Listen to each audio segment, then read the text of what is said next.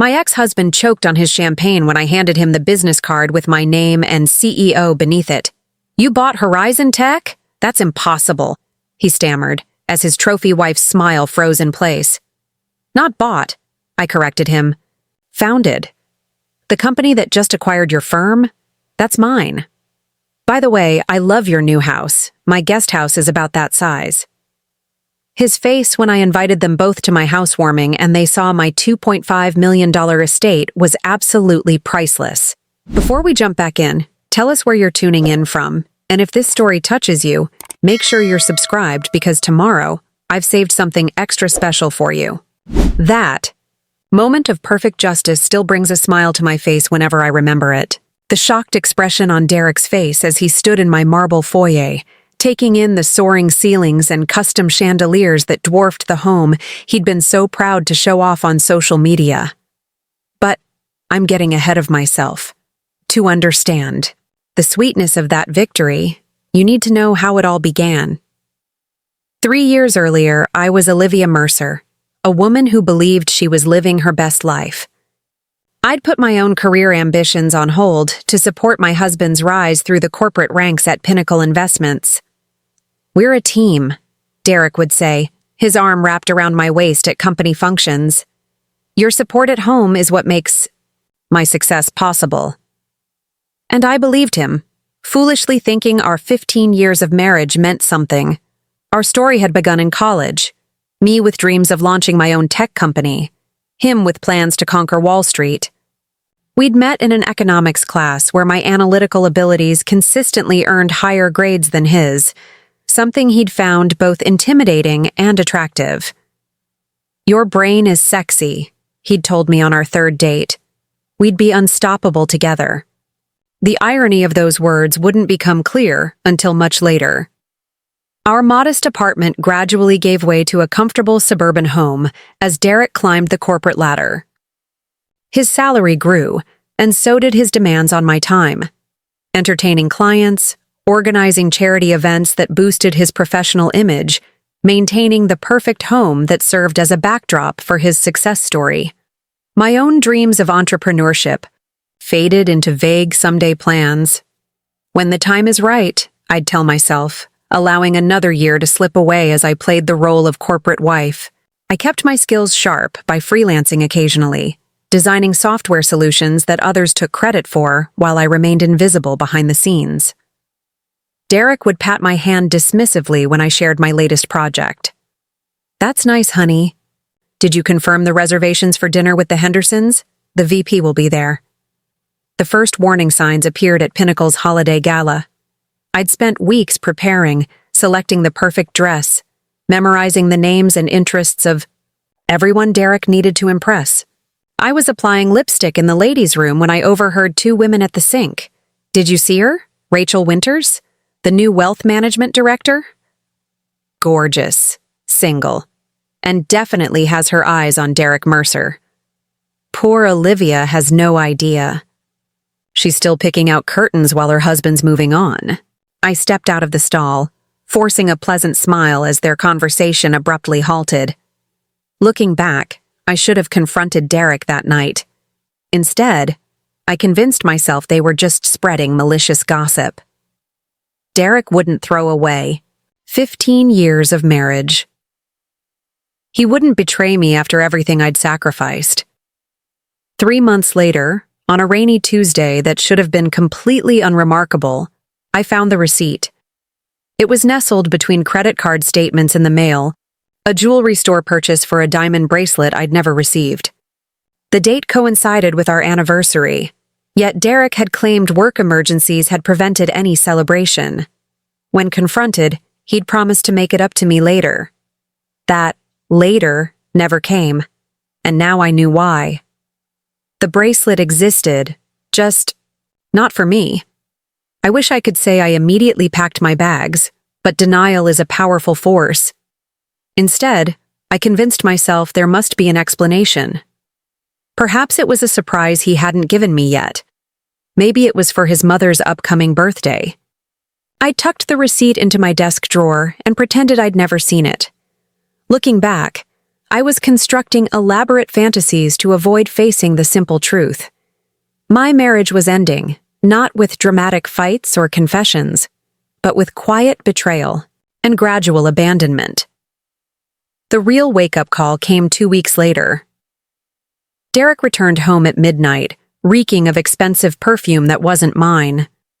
When his phone buzzed on the nightstand at 2 a.m., the illuminated screen revealed a message that left no room for interpretation. "Last night was amazing. Can't wait for Paris next weekend. She still doesn't suspect?" I lay perfectly still, tears silently soaking my pillow as Derek mumbled a response in his half-sleep and returned to peaceful slumber. Paris. We'd always talked about going together someday. Now he was taking someone else, and they were conspiring about keeping me in the dark. Morning arrived with crushing clarity. Over coffee, I asked simply, "Who is she?" Derek's hesitation told me everything. His eyes darted to his watch, to the window, anywhere but my face. Finally, he sighed, shoulders relaxing as if relieved to shed a burden. "Her name is Rachel. She's different, Olivia. She challenges me professionally. She understands the demands of my world, and I don't. After 15 years of making your world possible?" His laugh was gentle but dismissive, as if explaining something to a child. "You've been comfortable in suburbia, hosting dinner parties and redecorating. Rachel is building something. She's ambitious, connected. Her family owns half of Boston's financial district." Each word was a precision strike against our history. Not only was I being replaced, I was being erased, my contributions diminished, my sacrifices reframed as complacency. "So it's her money," I said flatly. "Her connections." Derek had the decency to flush slightly. "It's not just that. But yes, the Winter's name opens doors even Pinnacle can't. We're planning—" "We?" The word hung between us, the final confirmation. "I want a divorce, Olivia. I'm sorry." 3 words, 15 years. Just like that. What followed was a masterclass in calculated cruelty. Derek had clearly been planning his exit strategy for months. The prenuptial agreement I'd signed in the flush of young love suddenly revealed hidden clauses. Our home had been purchased through a trust connected to his family. My freelance income over the years had been minuscule compared to his executive salary, leaving me with minimal alimony rights. "You'll get a reasonable settlement," his lawyer assured me, across a polished conference table. "Mr. Mercer isn't looking to leave you destitute."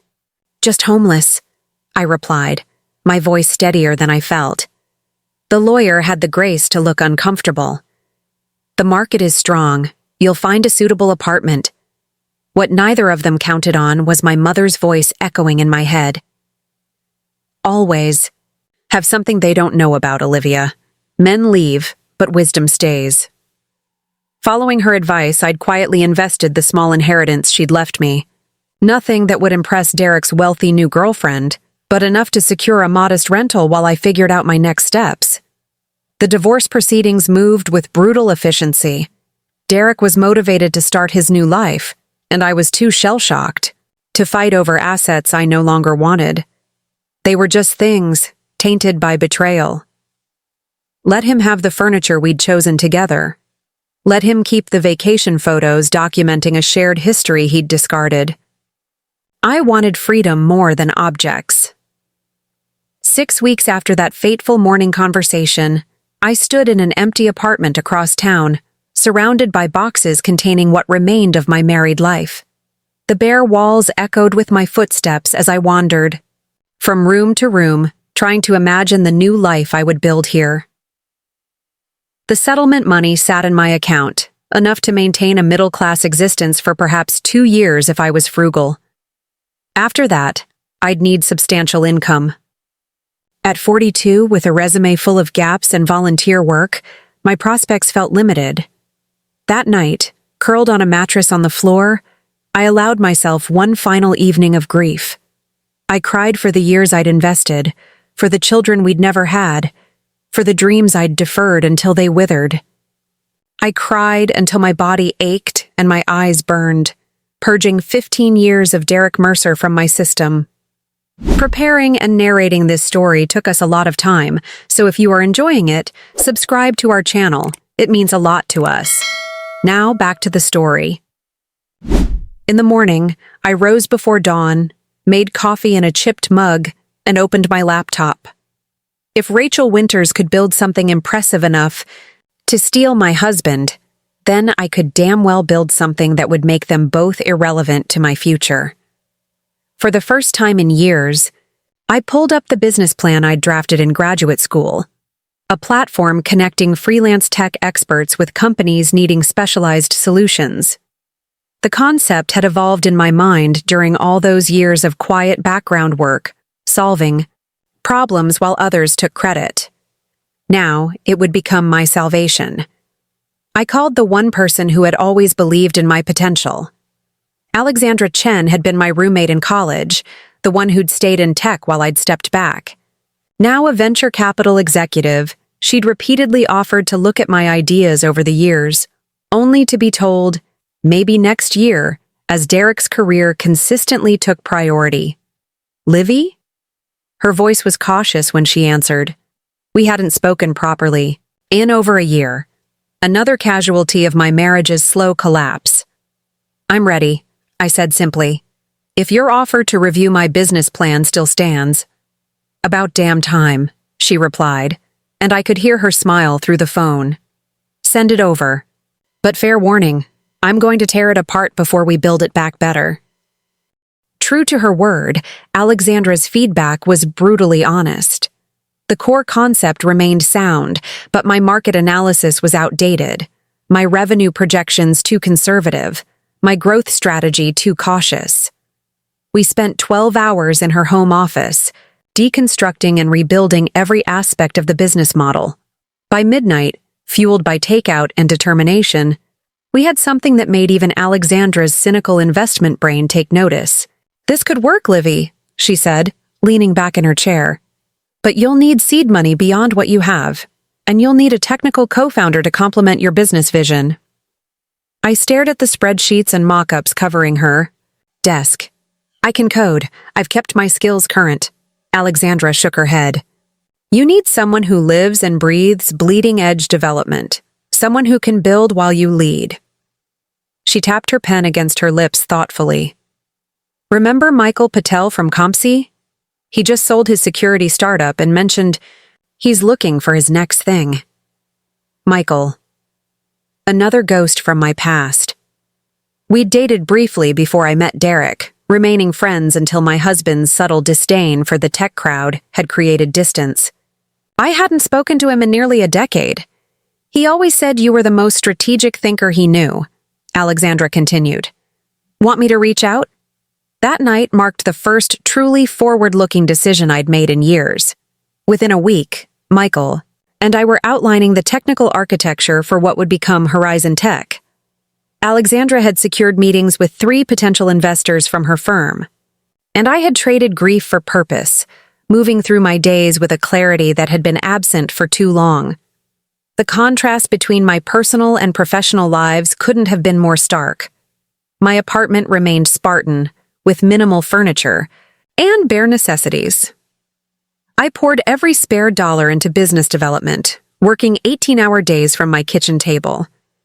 While Derek posted photos of European getaways with Rachel on social media, I was filing incorporation paperwork and refining product specifications. 2 months into this new chapter, I received an invitation that tested my emerging strength. A housewarming party at Derek and Rachel's new home, a $1.2 million property in the exclusive Lakeview neighborhood. The invitation arrived in a cream envelope with gold embossing, Rachel's taste evident in every detail. My first instinct was to ignore it completely. Why subject myself to their happiness? But curiosity prevailed. There was something I needed to see for myself, not their home or their happiness, but my own reaction to it. Would I crumble, or would I stand firm in my new identity? I RSVP'd. With a brief, Olivia Mercer will attend, knowing the formal acceptance would surprise them. They'd expected me to decline, sparing them the awkwardness while allowing them to say they'd extended the olive branch. The evening of the party arrived with perfect weather, warm with a gentle breeze that carried the scent of expensive landscaping through the neighborhood. I'd chosen my outfit carefully, a simple black dress that conveyed dignified recovery rather than festive celebration.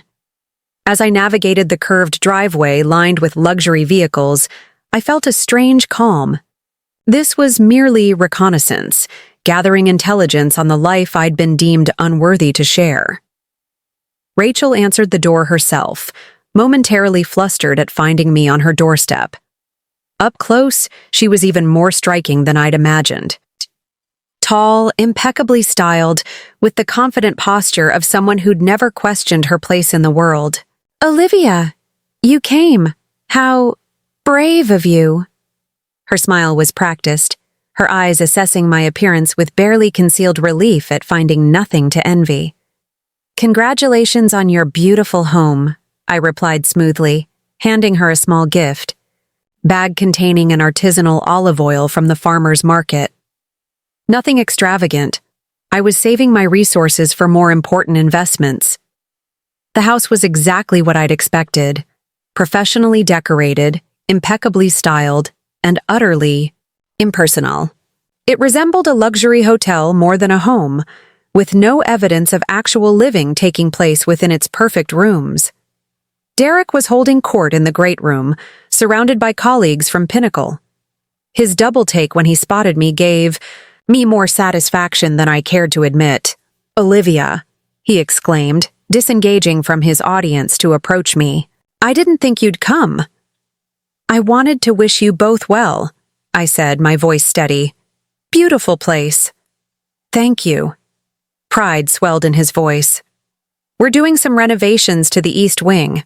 Rachel's family has an incredible architect who's designing a solarium." I nodded politely, noting how quickly he'd adopted the language and priorities of Rachel's world. The man before me bore little resemblance to the ambitious but grounded graduate student I'd married. This version of Derek wore his newfound privilege like a second skin, eager to display the trappings of wealth that had always been just beyond our reach as a couple. For the next hour, I circulated through the party with practiced ease, accepting condolences disguised as compliments. "You look so well considering everything," and deflecting probing questions about my new life. I revealed nothing about Horizon Tech or my partnership with Michael. Let them believe I was surviving on alimony and freelance work. Their underestimation would make my eventual success all the sweeter. As I prepared to leave, having confirmed everything I needed to know about my emotional state, surprisingly intact, and their relationship, performative but seemingly committed, Derek cornered me near the front door. "I'm glad you came, Liv. I've been worried about you." The familiar nickname in his mouth felt like trespassing now. "I'm doing well, Derek. Better than expected." He nodded, relief evident in his expression. "Good, that's good. If you need anything—" "I don't," I interrupted gently. "But thank you." As I drove away from the house that could have been mine in another life, I felt neither jealousy nor regret, only a strengthened resolve. Derek and Rachel were playing a game I no longer had any interest in winning. Their vast house, with its East Wing renovations and imported furnishings, represented a finish line I'd stopped racing toward. My apartment might be small, and my future uncertain, but for the first time in 15 years, every decision I made served my own ambitions, rather than someone else's. That freedom was worth more than all the soaring ceilings and marble countertops money could buy. Little did Derek know that evening was the last time he would see poor Olivia, the discarded wife struggling to rebuild. The next time our paths crossed, I would be transformed in ways he couldn't possibly imagine.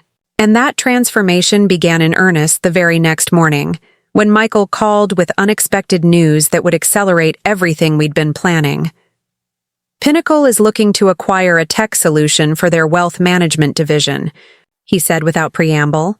"Guess who's leading the search committee?" The name hung unspoken between us. Rachel Winters. The universe had a sense of humor after all. "How far along is our prototype?" I asked, already calculating possibilities. 6 weeks from minimum viable product. But Liv, they're looking to make a decision in 4. I closed my eyes, weighing options against risks. Then we have 4 weeks to create something that will make them choose us without knowing who's behind the company. "That's insane," Michael replied. "We'd need to work around the clock." "Is that a no?" His laugh carried a decade of familiarity. "You know it's not.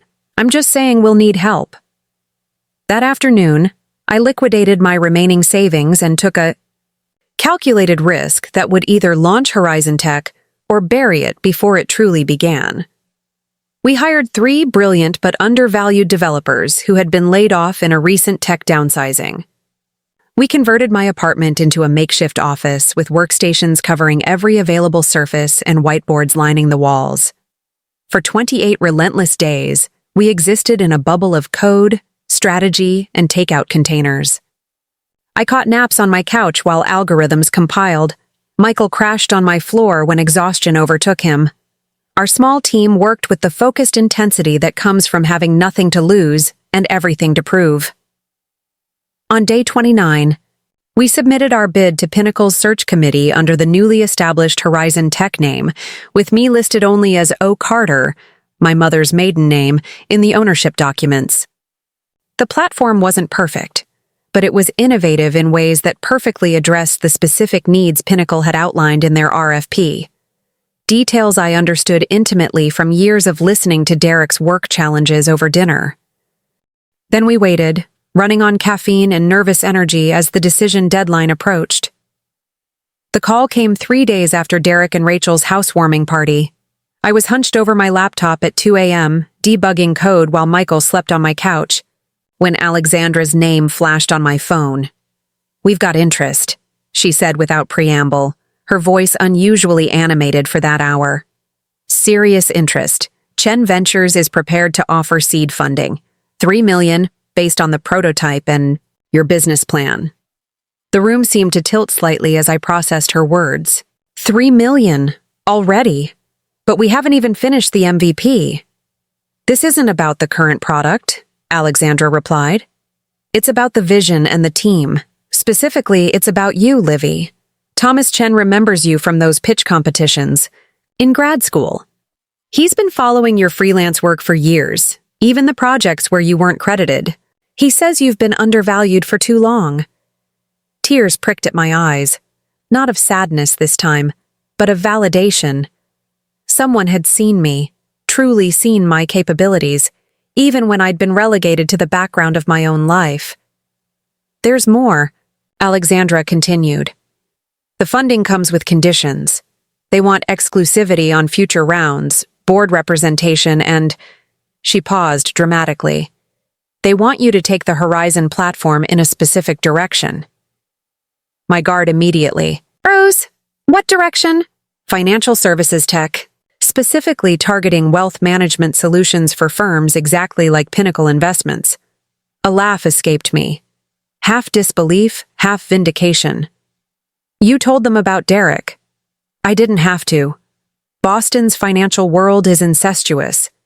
Everyone knows everyone's business. Your ex-husband's rapid ascent with his wealthy new partner is common knowledge. Thomas Chen explicitly said that your intimate knowledge of Pinnacle's operations gives Horizon a competitive edge that no other startup in this space can match." I glanced at Michael's sleeping form on my second-hand couch. "So they're investing in my revenge fantasy?" Alexandra's voice softened. "They're investing in you, Olivia. The fact that success might also deliver some poetic justice is just a bonus. But if you're uncomfortable with the industry focus—" "I didn't say that," I interrupted, mind already racing with possibilities. For 15 years, I'd listened to Derek dissect Pinnacle's technological pain points over dinner. I knew exactly where their systems failed their clients, which processes remained frustratingly manual, and which solutions their leadership had consistently rejected as too expensive or disruptive. "Send me the term sheet. I'll wake Michael." The following morning, still riding the adrenaline high of potential funding, I received an unexpected text from Derek, just checking in. "You seemed different at the party. Hope you're doing all right. Lunch sometime to catch up properly?" The presumption was so typical that I needed his concern, that I'd welcome his company, that somehow we could have a friendly relationship where he inquired about my welfare while building a life with the woman he'd left me for. I deleted the message without responding. 3 weeks later, Horizon Tech secured its seed funding. The influx of capital transformed everything overnight. We moved from my apartment to proper offices in an up-and-coming tech district. We hired a development team, expanded our product roadmap, and engaged in targeted market research focusing exclusively on the needs of firms like Pinnacle. I transferred from my small rental apartment to a modest but comfortable condo closer to our new offices. Nothing extravagant. Most of my personal resources still went back into the company, but a significant upgrade from the post-divorce emergency housing. I bought actual furniture, hung artwork on the walls, and purchased proper dishes to replace the mismatched set I'd cobbled together from thrift stores. These small improvements to my living situation provided necessary stability, as Horizon consumed most of my waking hours. The rhythm of startup life proved both exhausting and exhilarating. 18-hour days punctuated by breakthrough moments and crushing setbacks. 6 months in, we faced our first major crisis. Our lead developer quit unexpectedly, taking an offer from a tech giant that could triple his salary. The next day, a key component of our prototype failed during a demonstration for potential clients. Michael and I worked for 36 hours straight to rebuild the system, subsisting on vending machine snacks and determination. "Is this worth it?" I asked during a rare moment of doubt, staring at code that refused to cooperate at 3 a.m. "Are we crazy to think we can build something that competes with established fintech players?" Michael's bloodshot eyes met mine across the conference table littered with empty coffee cups. "Probably," he admitted with a weary smile. "But that's never stopped the truly great companies. The question is whether you still believe in the vision." That was always the question that pulled me back from the edge. The vision wasn't just about building a successful company or proving something to Derek. It was about creating something meaningful from the ashes of my previous life. Something that reflected my values, my capabilities, and my understanding of what truly mattered. Despite the setbacks, Horizon gained traction. Our first beta clients reported promising results. Industry publications began mentioning us as ones to watch in the fintech startup space. Our team expanded to 15 people, then 25, all believers in what we were building. Meanwhile, snippets of Derek and Rachel's life continued to reach me through mutual acquaintances and social media. They'd gotten engaged, planning an extravagant destination wedding in the Maldives. Derek had been promoted to senior vice president at Pinnacle, a position observers noted came remarkably quickly after his relationship with Rachel began. They were building a second home in Aspen for seasonal retreats. Each update arrived like a bulletin from a foreign country I'd once visited, but no longer had any desire to return to. The details registered without emotion, data points rather, than triggers. I was too immersed in building my own world to orbit around theirs. On Horizon's 1-year anniversary, we celebrated a significant milestone, our first major client implementation. A mid-sized investment firm in Chicago had fully deployed our platform and reported a 27% increase in client satisfaction scores. The team gathered in our offices for champagne and commemorative t-shirts bearing our company logo and the phrase, "Horizon, where visibility meets possibility." As the celebration wound down, Michael pulled me aside. "We need to talk about Pinnacle," he said quietly. My pulse quickened. "What about them?"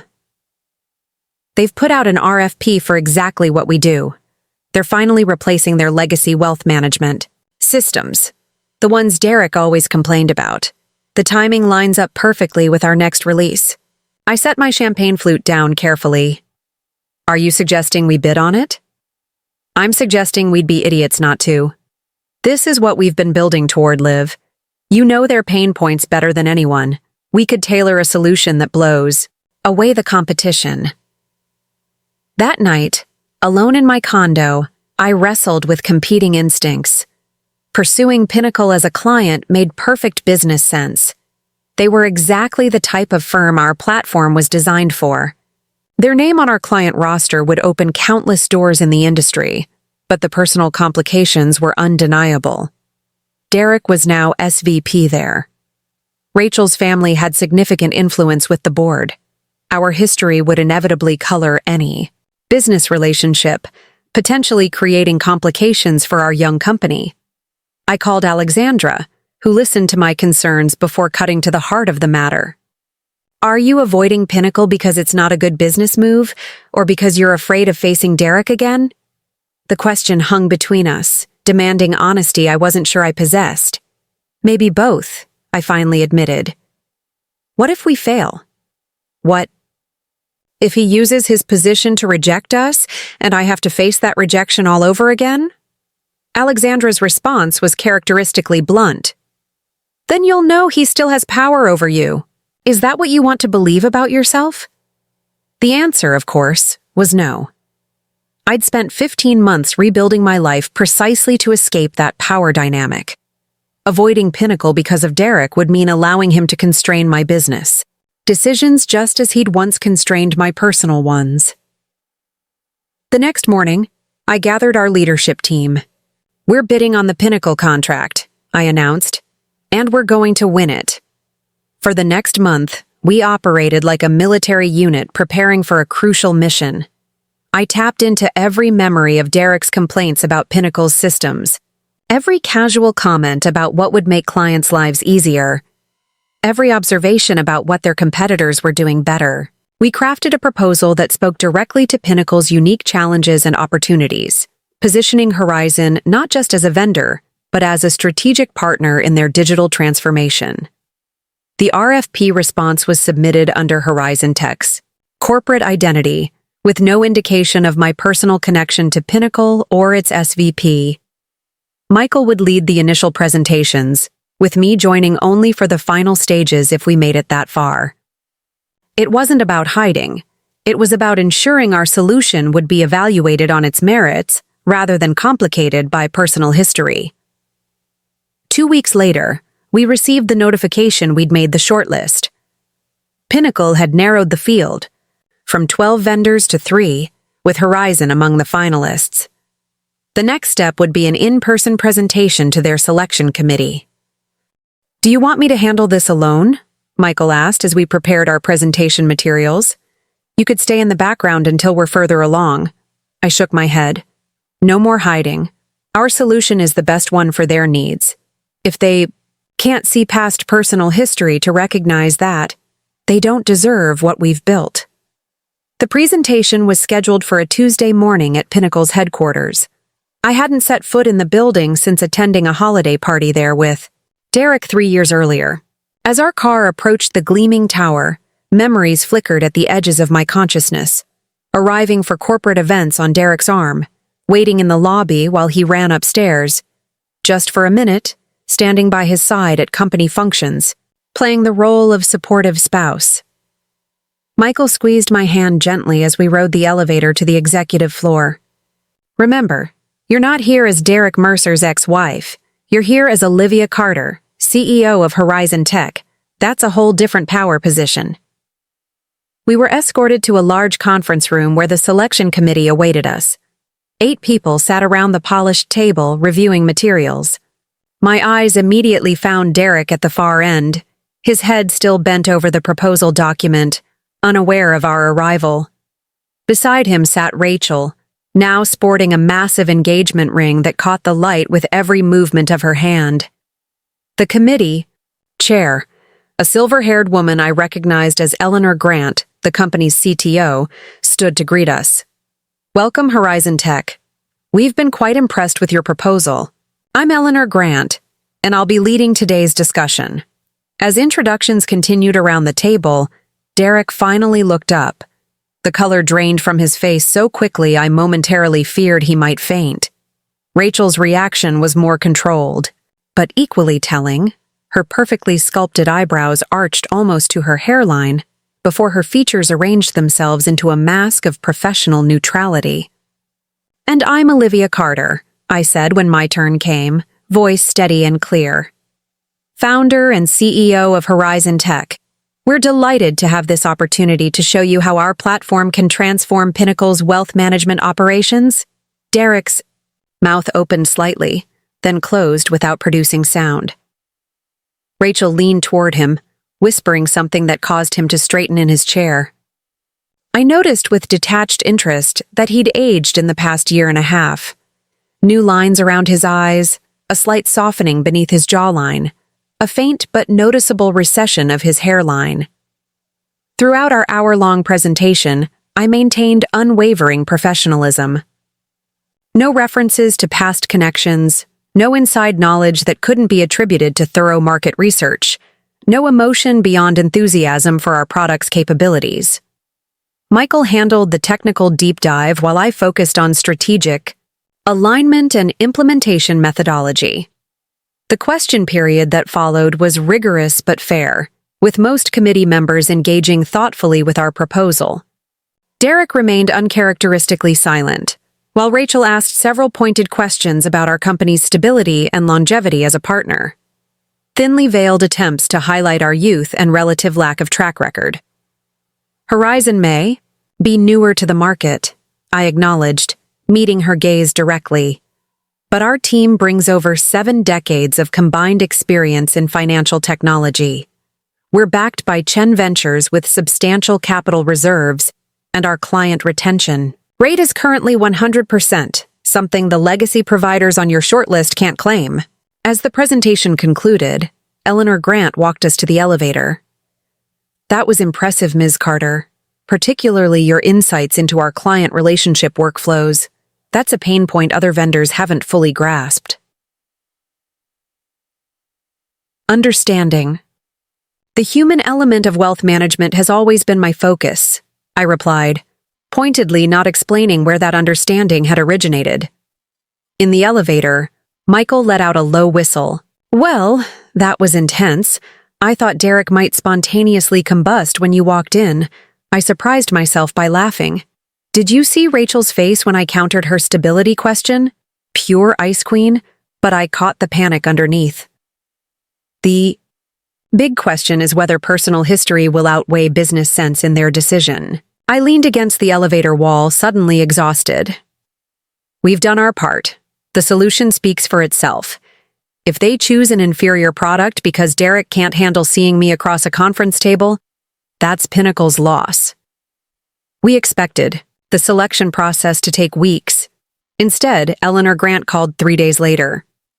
"Ms. Carter, I'll be direct. Your solution outperformed the competition in our technical evaluation by a significant margin. The user experience testing with our advisory team was particularly impressive." "Thank you," I replied cautiously, sensing a but approaching.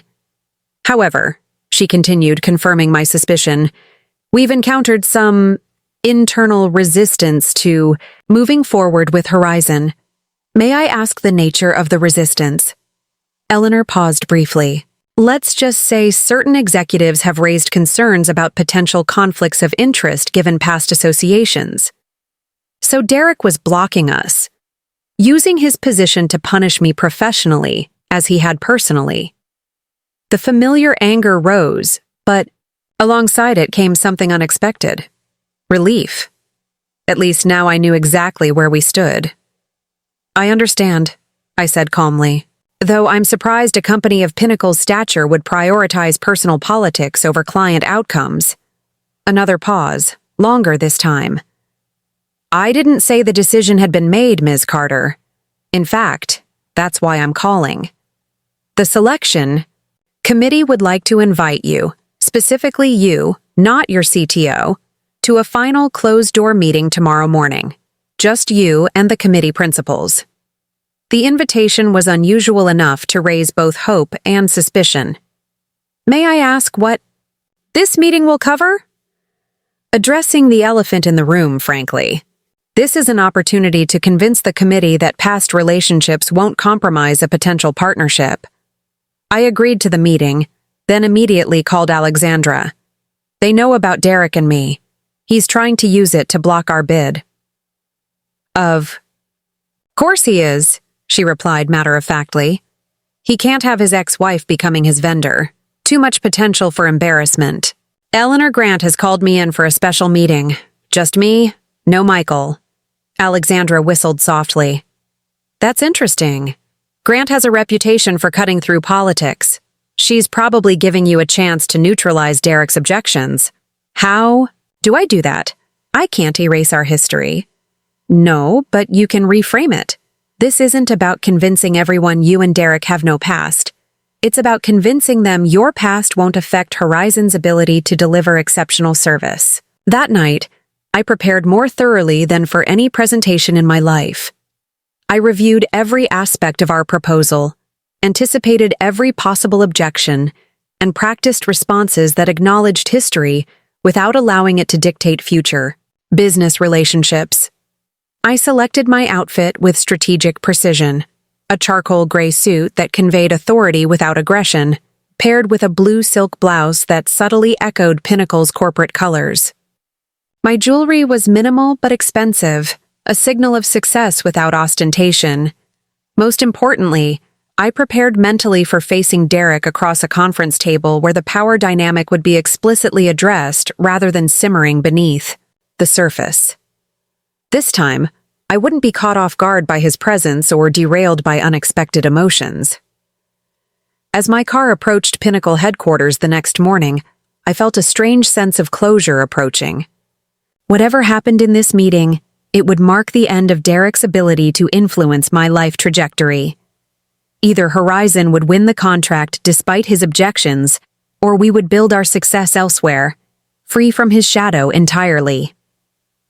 Either way, I was no longer the woman who had left that building in tears 18 months earlier, shattered by betrayal. I was Olivia Carter, founder and CEO, author of my own destiny. And I was finally ready to close this chapter, whether through confrontation or liberation. The Pinnacle headquarters conference room was smaller this time, an intimate setting with just 4 people waiting for me. Eleanor Grant sat at the head of the table, flanked by the CFO Martin Weiss and the head of client services, Diane Forrester. At the far end, looking distinctly uncomfortable, sat Derek. Thank you for coming, Ms. Carter, Eleanor began as I took the empty seat across from Derek. As I mentioned on the phone, we have some unique circumstances to discuss before we can move forward with vendor selection. I nodded, maintaining composed eye contact. I appreciate the opportunity to address any concerns directly. Martin Weiss leaned forward, his expression carefully neutral. Ms. Carter, to be blunt, Mr. Mercer has raised concerns about potential conflicts due to your previous marriage. He believes this personal history could compromise a professional relationship. Derek shifted in his chair but remained silent, his eyes fixed on the document before him. I understand the concern, I replied evenly, and I appreciate the committee's willingness to discuss it openly rather than simply disqualifying Horizon on non-business grounds. Eleanor's mouth twitched in what might have been a suppressed smile. We're a business, Ms. Carter. We make decisions based on business criteria. However, we'd be remiss not to consider potential complications. May I speak candidly? I asked. Please do, Diane encouraged. I took a measured breath, organizing my thoughts. Yes, Derek and I were married for 15 years. Yes, our divorce was difficult. An understatement that caused Derek to finally meet my eyes. But I'm sitting here today not as Derek's ex-wife, but as the CEO of a company that has built the best wealth management solution on the market.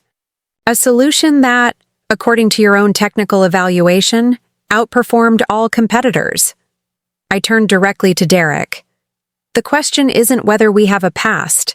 The question is whether either of us would allow that past to interfere with Pinnacle's success. I can unequivocally state that Horizon's performance will never be compromised by personal history. Our professional reputation means everything to us. Derek cleared his throat. It's not about your capabilities, Olivia. It's about avoiding complicated situations. There are qualified vendors without our baggage. With inferior solutions, Eleanor interjected mildly. According to our technical assessment, I leaned forward slightly. May I ask a direct question? If Horizon's proposal had come from a complete stranger, would there be any hesitation in selecting us as your vendor? The silence that followed was answer enough. What assurance can you provide, Martin finally asked, that working relationships won't become strained over time? Implementation requires close collaboration. Simple. I won't be involved in day-to-day implementation. My CTO, Michael Patel, will serve as your primary contact, with our implementation specialist, Renee Wong, handling on-site work. I'll remain at the executive oversight level, interfacing primarily with Ms. Grant. Eleanor nodded thoughtfully. That's a reasonable accommodation. Furthermore, I continued, I propose a special termination clause. If at any point during the first year Pinnacle believes personal history is interfering with service delivery, you can terminate the contract with no penalty and will facilitate transition to another vendor. Martin's eyebrows rose appreciatively. That's a significant concession. It's not a concession, I corrected firmly. It's a demonstration of confidence. We know our solution will deliver exceptional value. We're willing to remove every barrier to proving it. Derek leaned back, a familiar gesture that once signaled his recognition of being outmaneuvered. There's still the matter of perception.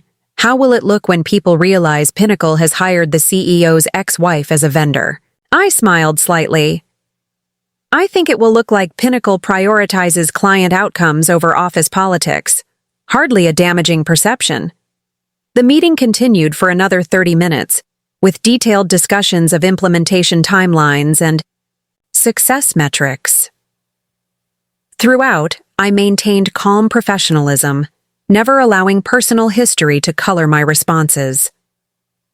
As the meeting concluded, Eleanor walked me to the elevator, leaving the others behind.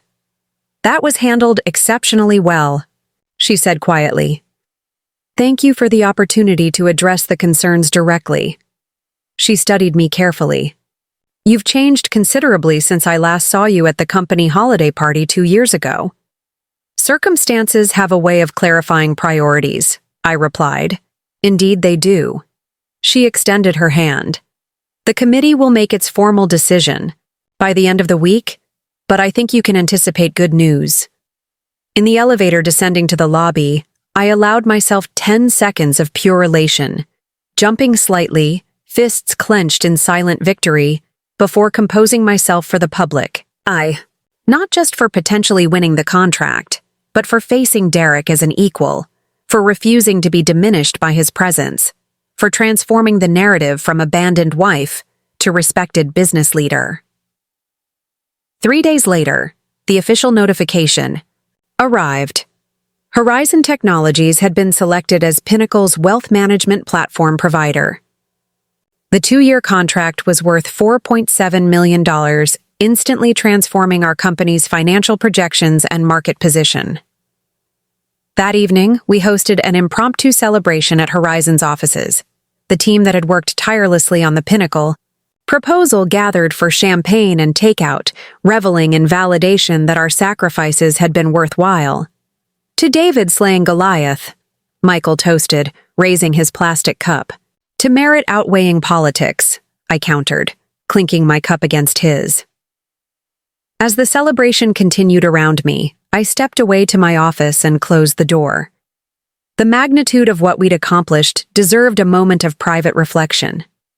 In 18 months, I'd gone from shell-shocked divorce casualty to founder of a company that had just landed a prestigious client against significant odds. My phone buzzed with an incoming text. I expected Alexandra with congratulations, but the sender was Derek. Committee overruled me. Congratulations. Hope this arrangement works out for everyone involved. The message was quintessential Derek, acknowledging defeat while emphasizing his opposition, extending superficial goodwill with an underlying note of skepticism.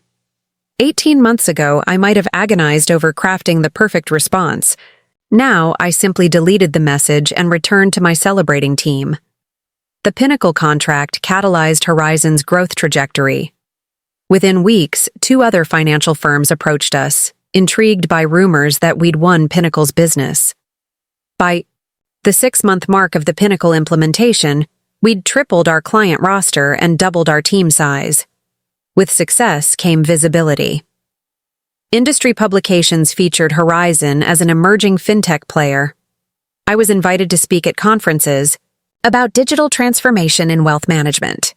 Our seed investors were delighted, and preliminary discussions about a Series A funding round valued the company at $30 million, a 10-fold increase from our initial valuation. My personal circumstances evolved in parallel with the company's success. I moved from my modest condo to a larger apartment in a desirable neighborhood, allowing myself a few carefully selected luxuries: quality furniture, occasional restaurant meals, a reliable car to replace my aging sedan.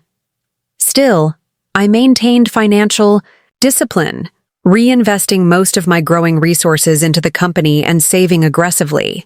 The memory of post-divorce financial vulnerability remained too vivid to ignore, a persistent reminder that circumstances could change without warning. 9 months into the Pinnacle contract, Eleanor Grant invited me to lunch at an upscale restaurant near their headquarters. "The implementation has exceeded expectations," she noted as we studied our menus.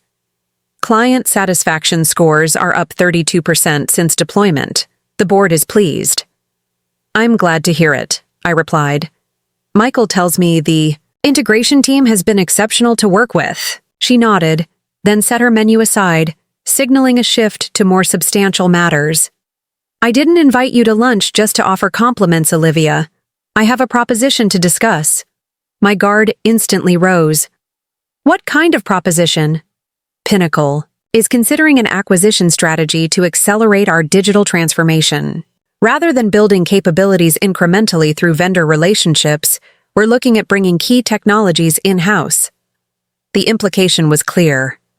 "You want to acquire Horizon," she smiled approvingly. "You don't waste time with unnecessary questions." "Yes, we're preparing an offer. The board has authorized me to open preliminary discussions." My mind raced with conflicting reactions. Acquisition could provide immediate wealth and security for the entire Horizon team. It would validate our technology at the highest level, but it would also mean surrendering control of our creation, potentially working within corporate constraints after tasting the freedom of entrepreneurship. "What would this mean for our team?" I asked, prioritizing the people who had taken a chance on Horizon. "Full retention with enhanced compensation packages. You and Michael would join the executive leadership, heading a new digital innovation division with considerable autonomy. And Derek." The question emerged before I could censor it. Eleanor's expression remained professional, but her eyes conveyed understanding. "That's a fair question. Derek would remain in his current role, heading a different division entirely. Your paths would rarely cross operationally." I took a sip of water, buying time to process this unexpected development. "This is obviously a significant proposition that requires careful consideration. What time frame are you thinking about?" "We'd like to move relatively quickly. The board meets in 6 weeks to approve major strategic initiatives for the coming fiscal year. Having an agreement in principle by then would be ideal." I nodded. "I'll need to discuss this with my co-founder and our investors, and we'd need to bring in proper M&A advisors to ensure we're evaluating the opportunity appropriately." "Of course," Eleanor signaled for the waiter. "Let's enjoy our lunch, and you can let me know when you're ready for more detailed discussions." That evening, I met with Michael at his apartment, away from curious ears at the office. His reaction mirrored my conflicted feelings. "Financially, it could be life-changing," he acknowledged, pacing his living room. but we'd be giving up control of our baby. We'd have leadership roles, I countered, heading innovation with resources we could only dream of as a startup. Under Pinnacle's umbrella, with their corporate politics and quarterly earnings pressure. He stopped pacing to face me directly. And let's address the elephant in the room. How do you feel about potentially working in the same company as Derek? And Rachel? The question hung between us, demanding honest examination. How did I feel? The prospect of regular encounters in the corporate cafeteria, awkward elevator rides, company-wide meetings where we'd pretend our history didn't exist, none of it appealed. But was discomfort reason enough to reject an otherwise compelling opportunity? I don't know, I admitted finally. Part of me thinks I shouldn't let Derek's presence influence a major business decision. Another part remembers how suffocating it felt to operate in his orbit, how easily I disappeared in his shadow. Michael nodded thoughtfully. Well, we don't have to decide tonight. Let's engage advisors, see what valuation they offer, and evaluate with clear heads. The following weeks brought intensive discussions with financial advisors, lawyers, and our investors. Thomas Chen from Chen Ventures was particularly vocal. The timing is premature, he argued during a conference call. Horizon is just beginning its growth curve. Selling now would capture maybe 40% of your potential value. But it eliminates market risk, countered Alexandra. Tech valuations are historically volatile. A guaranteed exit with strong terms has considerable merit. As these discussions progressed, Pinnacle's formal offer arrived. $27 million for 100% acquisition, with 3-year retention packages for key executives including Michael and me. The valuation was fair based on current metrics, if not generous. The fee, night before our deadline to respond, I found myself unable to sleep, wrestling with the decision. Around 3 a.m., I threw on a jacket and went for a walk through my quiet neighborhood, hoping physical movement might clarify my thoughts. The city streets were nearly empty, lending an unusual peacefulness to normally bustling areas. I wandered, without specific destination, mentally listing pros and cons for perhaps the 100th time. Acquisition meant financial security I'd never imagined possible after the divorce. It meant validation of our technology and vision. It meant resources to accelerate development beyond what we could achieve independently. It also meant corporate constraints, reporting structures, and the shadow of Derek's presence, however distant our respective departments might be. As dawn approached, I found myself at a small park overlooking the harbor. The first hints of sunrise painted the sky in delicate pinks and oranges, reflecting on the water's surface. I sat on a bench, watching the gradual transformation from night to day, when a realization emerged with unexpected clarity. I wasn't ready to surrender my independence. Not again. My marriage had taught me the subtle cost of operating in someone else's ecosystem, of adjusting my ambitions to fit within parameters I hadn't established. The divorce had forced me to reclaim agency over my life and decisions. Horizon represented not just professional success but personal sovereignty. By the time I returned to my apartment, my decision was firm. I called Michael, who answered despite the early hour. I don't want to sell, I said without preamble. Not to Pinnacle. Not now. His response came after only the briefest pause. I was hoping you'd say that. I don't either. It means walking away from life-changing money. It means believing we can create even more value independently, he corrected, and maintaining control of our destiny. That afternoon, I met Eleanor Grant at her office to deliver our response personally. She received the news with professional grace. May I ask what drove your decision? She inquired after I'd declined their offer.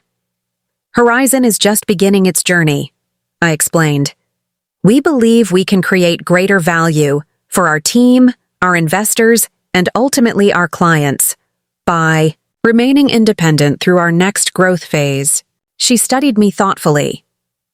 And there were no personal factors in your decision? The question invited dishonesty. a polite fiction we could both pretend to believe. Instead, I chose transparency. Personal and professional considerations are rarely completely separable, I acknowledged, but this decision was primarily about Horizon's future, not my past. Eleanor nodded. I respect your choice, though I'm disappointed by the outcome. Pinnacle will remain a client and supporter of Horizon's growth.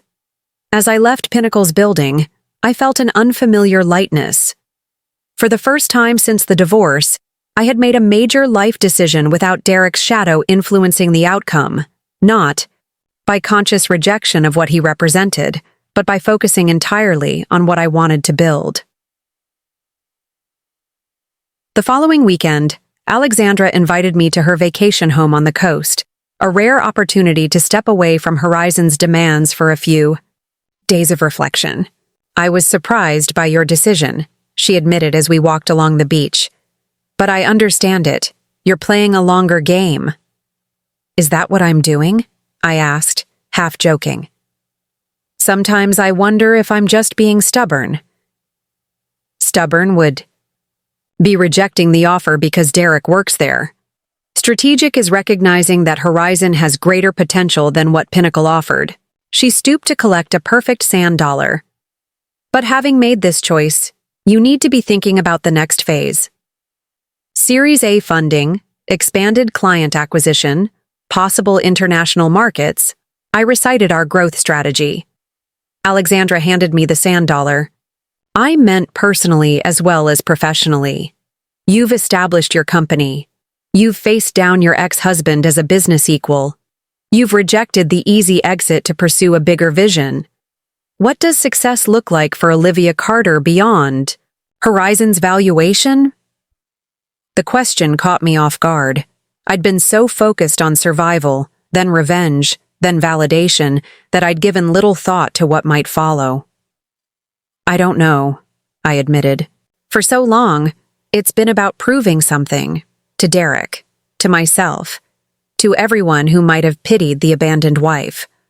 I'm not sure I know who I am beyond that narrative yet. Then maybe that's your next frontier, Alexandra suggested. Finding out who you are when you're no longer defined by what happened to you, but by what you're creating. That evening, seated on Alexandra's deck overlooking the ocean, I began a list in my journal. Beyond revenge, what Olivia wants. The items emerged slowly at first, then with increasing clarity. A home that truly reflected my taste, not chosen for proximity to an office or as a status symbol for someone else's career. Travel undertaken for pleasure, not business development. Perhaps even cautious exploration of dating again, though that prospect remained more theoretical than appealing. Most surprising was a desire I hadn't acknowledged before. A home substantial enough to eventually accommodate my aging parents, who had supported me unwaveringly through the divorce despite living across the country. A place with space for family gatherings, for holidays, for creating new memories to replace those tainted by betrayal. As this vision took shape in my imagination, I realized it represented more than material acquisition. It symbolized reclaiming the future I'd been planning with Derek before Rachel entered the picture. But on my terms, created through my success, reflecting my values rather than his ambitions. 3 days after returning from Alexandra's beach house, I received an unexpected call from Thomas Chan himself. Olivia, I've been thinking about Horizon's next phase, he began without preamble. Rejecting Pinnacle's offer was the right move, but it means we need to accelerate growth to justify that decision. I agree. We're already expanding the sales team and... I'm not talking about incremental growth, he interrupted. I'm talking about transformative expansion. My team has identified an acquisition target that would be strategically perfect for Horizon. Acquisition? I repeated, startled. We're nowhere near the size to be acquiring other companies. Normally, no. But this is a unique situation. Meridian Analytics is a data science firm specializing in predictive modeling for investment strategies.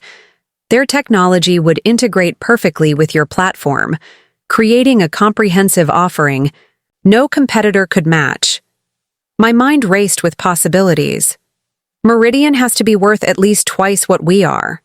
How could we possibly make this work financially? Their founder is facing health challenges and wants a quick exit with the right strategic partner. More importantly, Thomas continued, his voice taking on a particular emphasis, their client list includes Westbrook Financial.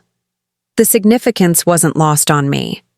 Westbrook was Pinnacle's largest competitor, a firm that had been trying to recruit Derek for years before Rachel's family connections secured his position at Pinnacle. If we acquired Meridian, I said slowly, processing the implications, we'd have both Pinnacle and Westbrook as clients. We'd be the technology backbone for two of the largest wealth management firms in the country. Precisely. Instead of being absorbed by Pinnacle, you'd be the independent platform powering both giants.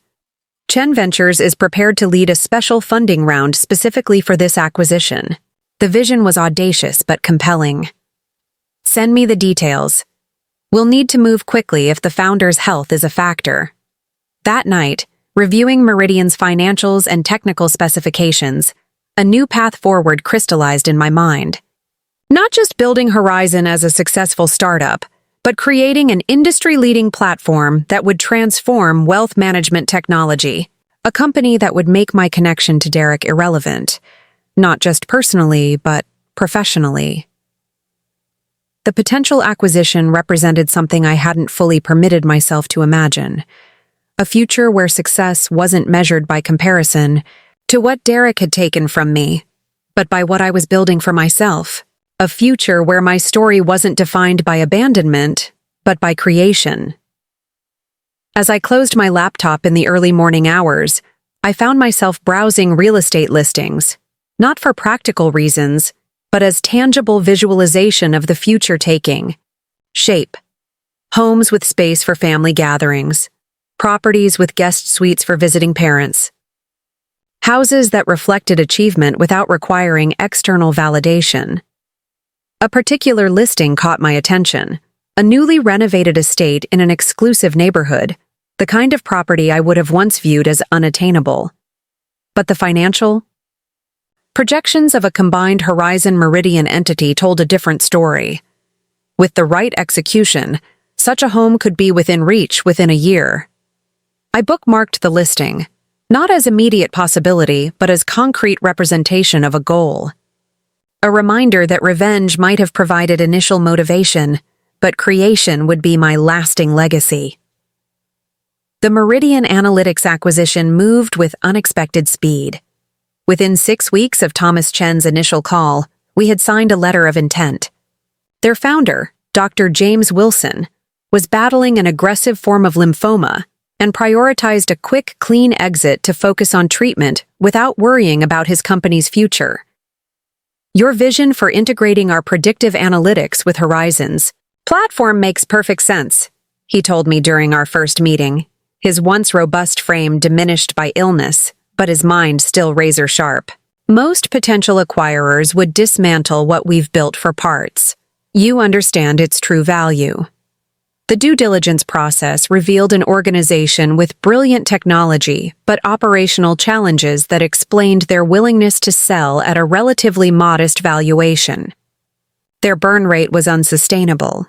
Key talent was departing due to uncertainty about Dr. Wilson's health, and they'd allowed several patents to lapse through administrative oversight. These fixable problems represented opportunity. With Chen Ventures leading a special-purpose $18 million funding round, we acquired Meridian for $22 million, a price that would have been impossible had circumstances been different. The technical integration began immediately, with Michael leading a task force of engineers from both companies to create a seamless product. My focus turned to client retention and cross-selling. Westbrook Financial, Pinnacle's chief rival and Meridian's largest client, represented both opportunity and delicate politics. Bringing them into the Horizon ecosystem while maintaining our relationship with Pinnacle would require careful navigation. I'll never forget my first meeting with Catherine Westbrook, the formidable CEO who had built her father's regional investment firm into a national powerhouse. Her corner office offered panoramic views of the city, artifacts of her extensive global travels displayed with curated precision. "So you're the ex-wife," she remarked after preliminary introductions, studying me with undisguised interest. "I've been curious about you since hearing Pinnacle selected your platform over established vendors." The directness was jarring but oddly refreshing. "I prefer to be known as Horizon's founder and CEO," I replied with a smile to soften the correction. "But yes, Derek Mercer and I were previously married." Catherine laughed, a genuine sound that transformed her severe features. "Direct. Good. I can't abide corporate tiptoeing around uncomfortable truths." She gestured toward an elegant seating area. "Tell me why I should trust my client's data to a company that's just swallowed another firm whole. Integration failures are the rule, not the exception." For the next hour, I outlined our technical and operational integration strategy, emphasizing the complementary nature of our technologies and our commitment to service continuity. Catherine interrupted frequently with incisive questions that revealed both deep technical knowledge and a shrewd understanding of wealth management dynamics. "You've thought this through," she conceded as our discussion concluded. "But let's address what you're dancing around. You now serve both Pinnacle and Westbrook. We're direct competitors with considerable bad blood. How do you propose to manage those competing interests?" I'd anticipated this concern. "Data isolation is absolute and contractually guaranteed. Different server environments, different support teams, different development paths when customization is required. More importantly, I have no interest in being caught between warring financial giants. Our value proposition is being the neutral technology platform that powers industry innovation regardless of which logo is on the building." Catherine studied me for a long moment.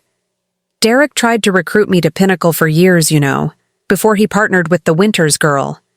This was unexpected. I didn't know. I declined because I found his approach fundamentally transactional. Everything and everyone was a means to an end."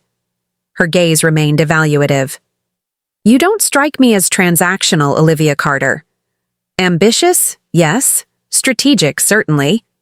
But there's something else there." "Purpose," I suggested after a thoughtful pause. "I'm building something meant to last, as opposed to someone who simply attaches himself to established power." Her smile was knowing. "Westbrook will maintain our relationship with the new Horizon Meridian entity, with expanded implementation of the combined platform. My technical team has your integration roadmap. Meet those milestones and we'll discuss expansion to our Asian offices next quarter." As I left Westbrook headquarters, a notification popped up on my phone. My realtor had sent new property listings matching my increasingly specific criteria. Among them was a stunning contemporary estate in Oak Ridge Heights, the city's most prestigious neighborhood. 5 bedrooms, 7 bathrooms, floor-to-ceiling windows capturing mountain and water views, all situated on 2 meticulously landscaped acres. The listing price, $2.5 million. 6 months ago, such a property would have been an impossible fantasy. Now, with Horizon's valuation soaring post-Meridian acquisition and our expanded client base including both Pinnacle and Westbrook, it represented an audacious but achievable goal, particularly if our Series B funding closed at the projected valuation. I saved the listing to my favorites, a concrete visualization of the future I was building. Not just professional success, but personal renaissance. A home that would represent complete transformation, from the woman who had once stood in an empty apartment surrounded by moving boxes, wondering how to rebuild. The following months brought ceaseless work as we integrated Meridian's technology and team into Horizon's operations. 16-hour days became routine. I practically lived at our offices, often sleeping on the couch in my executive suite rather than returning to my apartment. The challenge energized rather than depleted me. Each solved problem, each successful client implementation, each new hire representing another step toward the vision taking shape. By the 9-month mark post-acquisition, we had achieved what industry analysts considered impossible: full integration of Meridian's predictive analytics into Horizon's wealth management platform, with enhanced functionality rather than compromised performance. Our client base had expanded to 17 major financial institutions.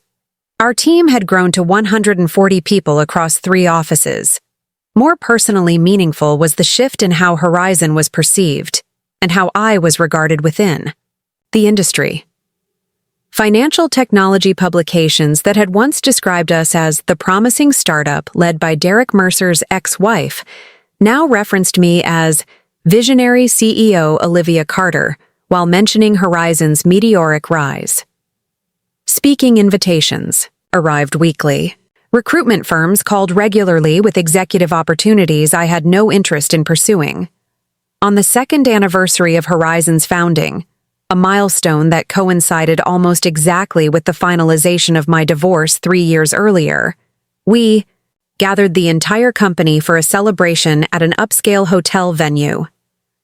The contrast between this elegant affair and our first anniversary's pizza and beer gathering in our original cramped office was striking.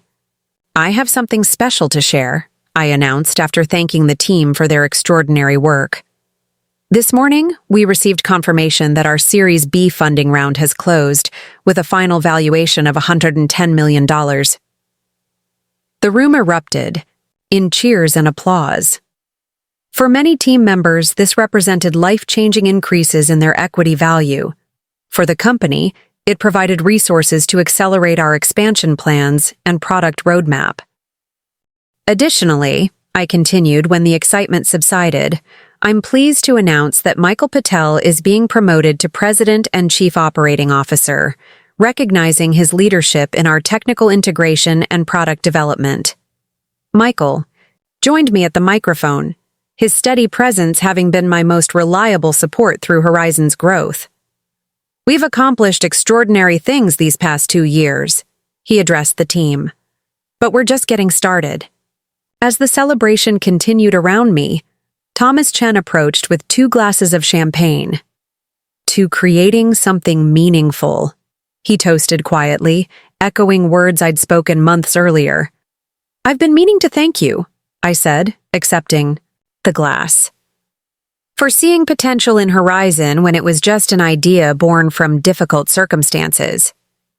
"I didn't just see potential in Horizon," he corrected. "I saw potential in you. There's a particular clarity that comes from having to rebuild your life, a focus that comfortable people rarely achieve." His observation resonated uncomfortably. Had my divorce actually catalyzed the determination that fueled Horizon's success? Would I have discovered this capacity for creation without first experiencing destruction? The following morning, still contemplating Thomas's words, I made a decision that had been forming in my mind for weeks. I called my realtor and scheduled a viewing of the Oak Ridge Heights property that had remained saved in my favorites for months. The estate exceeded its listing photographs. Approaching through the private drive lined with mature oak trees, the house revealed itself gradually, a harmonious blend of contemporary architecture with warm, natural materials. Inside, soaring ceilings and walls of glass created a sense of expansive possibility while maintaining intimate spaces for daily living. The previous owners were relocating internationally, my realtor explained as we toured the immaculate spaces. They renovated completely 2 years ago, so everything is essentially new. I paused in the kitchen, running my hand along the waterfall edge quartzite island. "It's perfect," I said quietly, surprising myself with the certainty in my voice. "It's also attracting significant interest," she cautioned.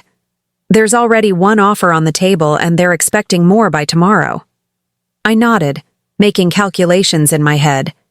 With Horizon's new valuation, my personal net worth had increased substantially on paper.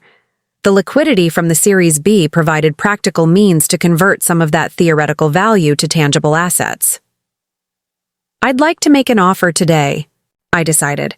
"Full asking price, contingent only on inspection. Within 24 hours, my offer was accepted. 30 days later, I signed closing documents and received keys to a home that represented more than luxury living. It symbolized complete transformation from the financial insecurity that had followed my divorce. Moving day arrived on a perfect, early autumn Saturday. I'd purchased only essential furnishings to start, preferring to live in the space before making significant interior design decisions. My modest apartment possessions looked almost comically insufficient in the expansive rooms, a visual reminder of how far I'd come in 3 years. As I arranged my home office, the one room I'd fully furnished with a custom desk and comfortable seating, my phone rang with an unfamiliar local number. "Olivia Carter," I answered, distracted by positioning my desk to capture optimal views. "Ms. Carter, this is Edward Winters." The name registered immediately. Rachel's father, chairman of Winters Financial Group and influential board member at Pinnacle Investments. "I hope I'm not interrupting." "Not at all," I replied, mentally shifting from homeowner to CEO mode. "What can I do for you, Mr. Winters?" "I'll be direct. Pinnacle's board is concerned about your company's relationship with Westbrook Financial. When we selected Horizon as our platform provider, we didn't anticipate you would also serve our primary competitor.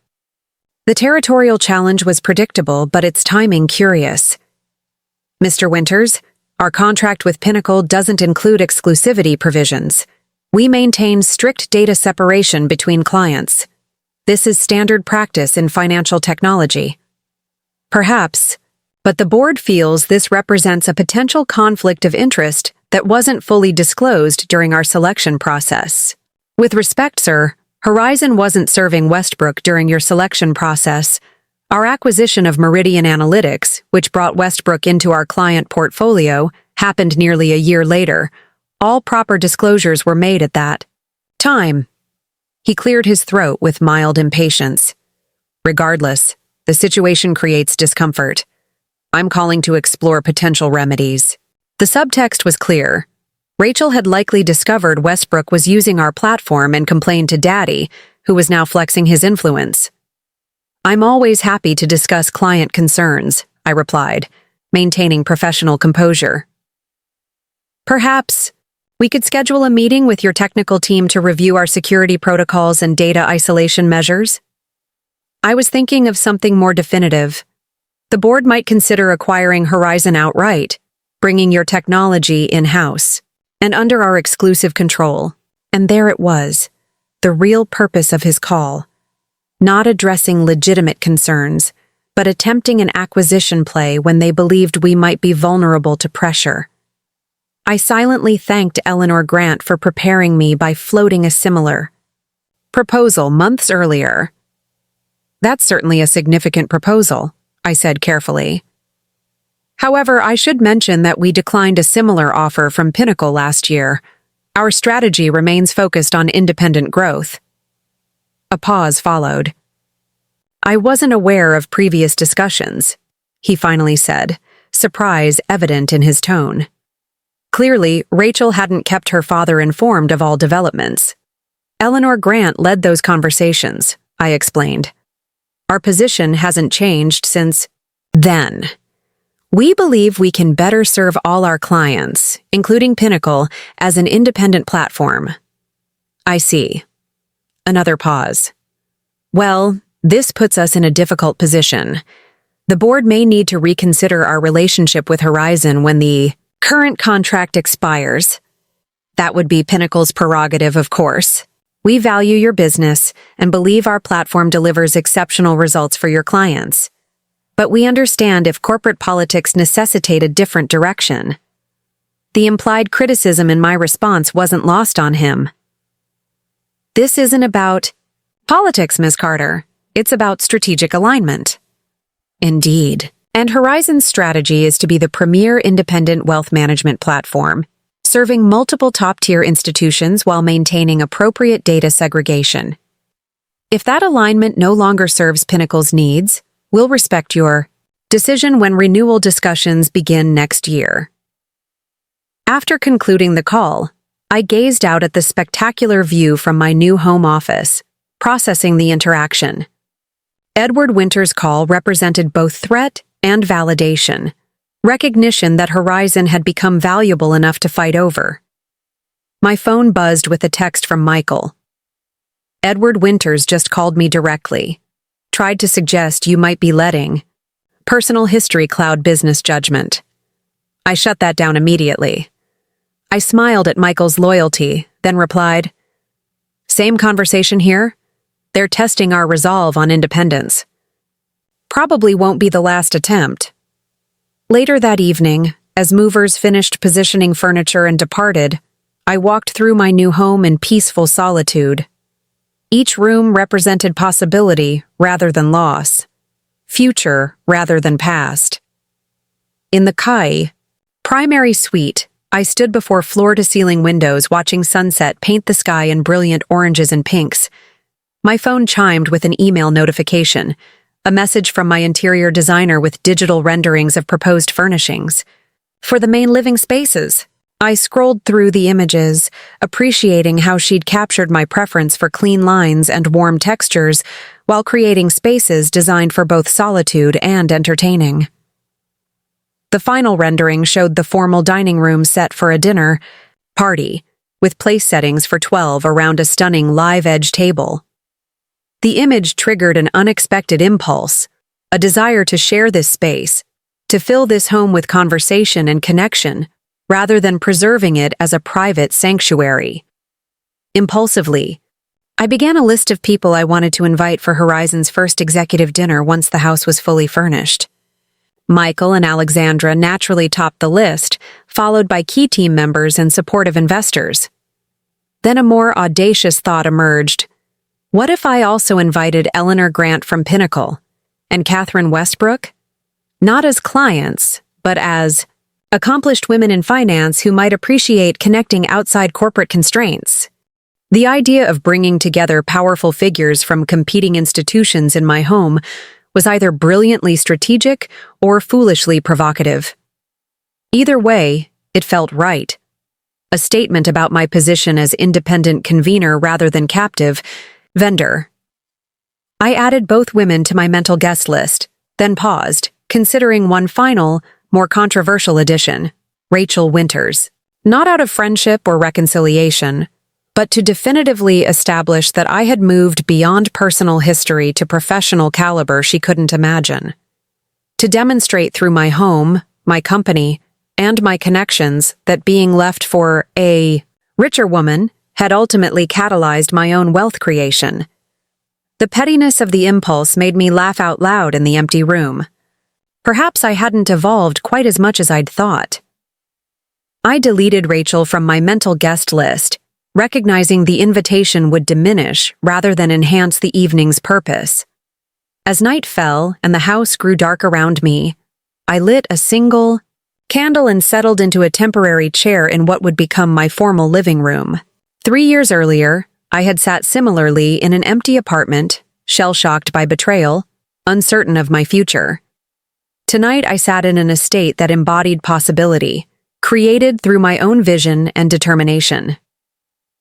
The journey wasn't complete, Horizon still had significant growth ahead, and my personal evolution continued. But this milestone deserved acknowledgement. I'd transformed catastrophe into catalyst, using pain as fuel for creation rather than destruction. My phone buzzed with a text from Alexandra. "How's the first night in the new palace?" I smiled and replied, "Surreal, but right. You'll have to help me fill it with the right people." Her response came quickly. "First dibs on a guest room when it's furnished. And fair warning, when word gets out about your new address, certain people will be very interested to see what Derek's boring ex-wife has created for herself." The observation triggered an unexpected thought. Derek and Rachel had no idea about these developments in my life. Despite Pinnacle being our client, Derek's role kept him removed from our implementation team. Rachel's family connections provided social information about Boston's elite circles, but I operated in different networks. Now, as far as they knew, I was still the moderately successful founder of a promising startup, not the CEO of a company valued at 9 figures with a personal residence in the city's most exclusive neighborhood. The realization brought not satisfaction, but peace. I no longer measured my choices against their potential reactions. My home wasn't selected to impress an ex-husband, but to reflect my authentic preferences and accomplishments. Still, Alexandra wasn't wrong about inevitable gossip once. My changed circumstances became known in social circles that overlapped with Derek and Rachel's world. The thought prompted a gentle smile as I blew out the candle and headed to my bedroom, where a mattress on the floor awaited proper bedroom furniture, a temporary reminder of the journey from that first post-divorce apartment to this hillside estate. Whatever their reaction might eventually be, it would be an epilogue rather than a climax to my story. My life had expanded beyond the narrow confines of being Derek's ex-wife to encompass leadership, creation, and possibility he had never recognized or nurtured. The woman who had once built her life around supporting her husband's ambitions now created opportunities for a growing team of talented professionals. The woman who had once measured success through her spouse's achievements now defined it through her own vision and execution. As I drifted toward sleep in my new home, I felt neither vindication nor lingering resentment, just quiet certainty. That betrayal had ultimately revealed rather than diminished my capacity for creation. Whatever tomorrow might bring, I would face it not as someone who had been left behind, but as someone who had discovered her true direction. 3 months after moving into my Oak Ridge Heights estate, the home transformation was complete. My interior designer had executed my vision perfectly. Contemporary elegance balanced with comfortable livability.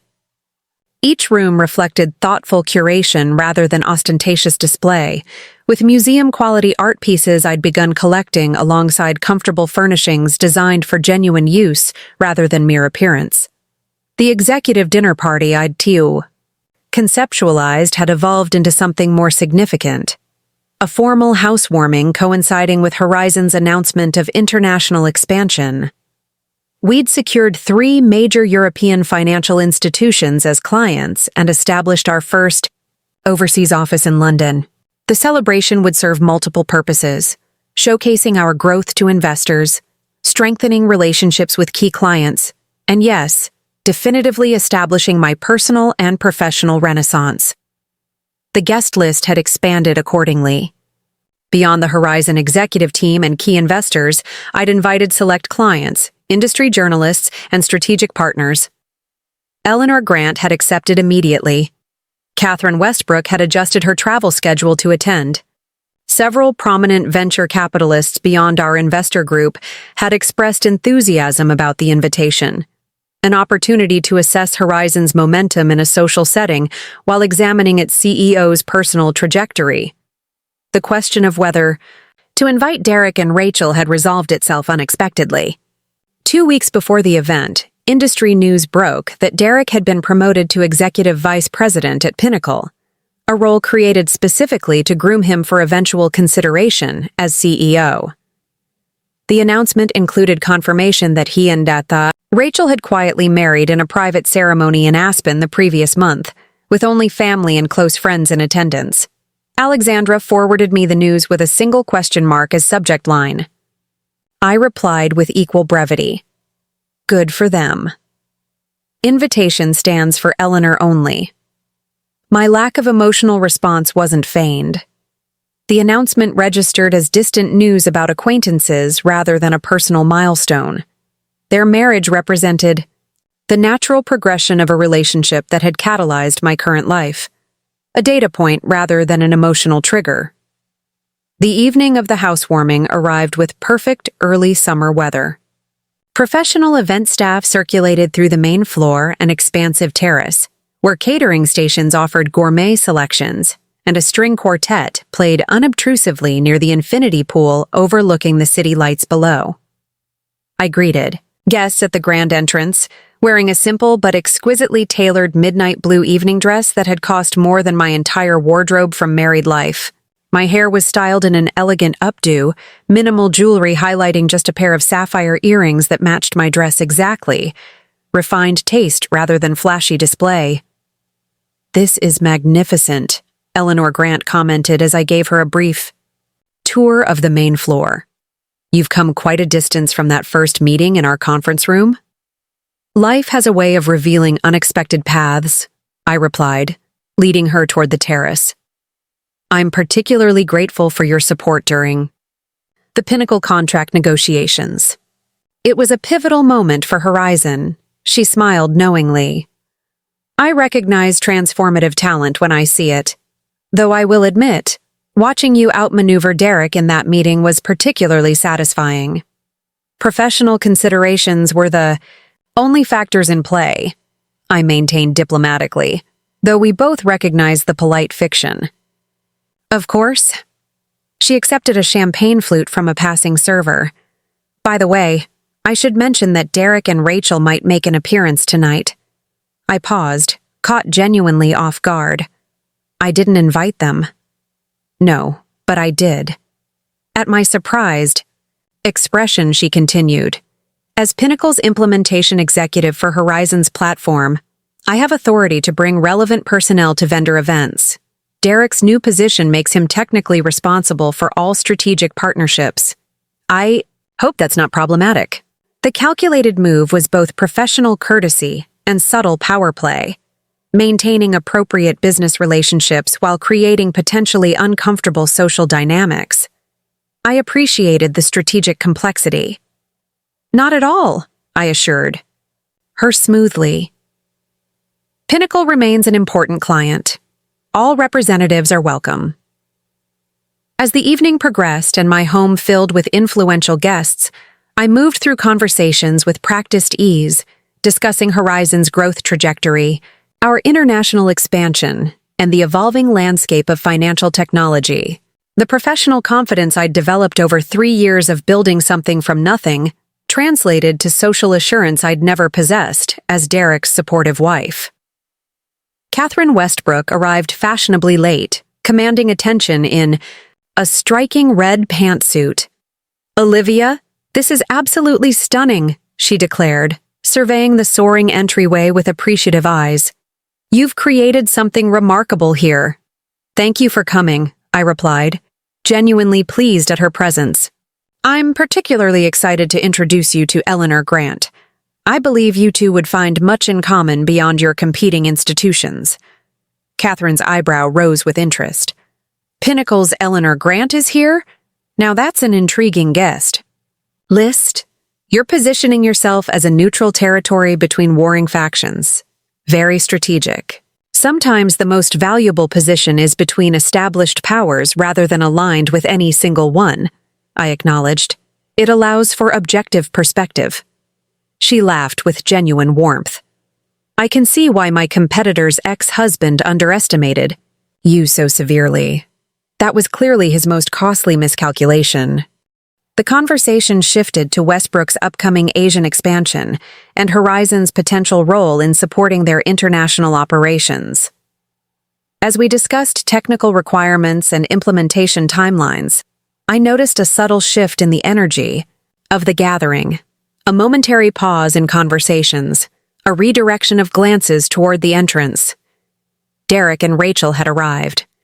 They stood framed in the doorway, a study in calculated appearance. Derek in a perfectly tailored charcoal suit that emphasized his athletic build, Rachel resplendent in an elegant champagne-colored gown that complemented her dark hair and fair complexion. They projected wealthy power couple with practiced precision, her family's social conditioning paired with his corporate ambition. What struck me most was how staged they appeared, like figures arranged for a society page photograph rather than individuals enjoying an evening gathering. Every element of their presentation communicated intentional messaging, his hand positioned just so at the small of her back, her wedding and engagement rings angled to catch the light, their twin expressions of confident entitlement. I excused myself from Catherine and approached them with professional courtesy. "Welcome to my home," I greeted them, my composure absolute. "Eleanor mentioned you might join us." Derek's expression shifted rapidly through several emotions, Initial shock at the scale and elegance of the surroundings, momentary confusion regarding my composed welcome, and finally a forced smile that didn't reach his eyes. "Olivia," he managed, regaining his footing. "Quite a place you have here." "Thank you." I turned to include Rachel in my greeting. "Congratulations on your marriage. I understand the ceremony in Aspen was lovely." Rachel's practiced social smile faltered momentarily. Clearly, she hadn't expected polite acknowledgement of their recent wedding, perhaps anticipating awkwardness to exploit or tension to navigate. My genuine lack of emotional reaction left her without prepared response. "Yes, thank you," she finally replied. "It was intimate. Just family." "The best celebrations often are," I agreed pleasantly. "Please, enjoy yourselves. There's a wonderful seafood selection on the terrace, and the views of the city are particularly beautiful this evening." As I moved to greet other arriving guests, I felt rather than saw their stunned assessment of my home, my demeanor, my evident success. The woman they'd expected to encounter, the wounded ex-wife still defined by her marriage's dissolution, was nowhere to be found. In her place stood a confident CEO, hosting influential industry figures in an estate that rivaled or exceeded their own. Throughout the evening, I maintained deliberate distance, allowing Derek and Rachel to circulate while I focused on strategic conversations with investors and clients. Occasionally, I noticed them from across the room. Rachel speaking with practiced animation to Eleanor Grant, Derek engaged in what appeared to be a strained conversation with Thomas Chen. Michael approached, during a rare moment when I stood alone, observing the gathering. "Your ex-husband keeps asking subtle questions about our valuation and your ownership percentage," he reported quietly. "I think he's trying to calculate your net worth." I laughed softly. "Let him wonder. It's probably healthier than telling him outright. Catherine Westbrook just invited him to join her for a drink by the pool." The look on Rachel's face was priceless. I think she's realizing her family connections aren't the only power players in the room. "Social recalibration can be enlightening," I observed. "Though I confess I'm more interested in the conversation you were having with Blackstone Ventures. They're not currently investors." Michael's expression brightened. "They're interested in leading our next round. Apparently, our European expansion has caught their attention. They're floating potential valuations that would put us well over the $500 million mark." The figure registered with appropriate significance. Horizon's growth continued to exceed even our optimistic projections, with my personal stake now representing wealth beyond anything I could have imagined 3 years earlier. As the evening progressed toward its planned highlight, a formal announcement of our European expansion, I found myself momentarily alone in the kitchen, reviewing notes for my brief remarks, while staff refreshed serving platters for the main event. Need a moment of quiet before addressing the crowd? I turned to find Derek standing in the doorway, his expression unreadable.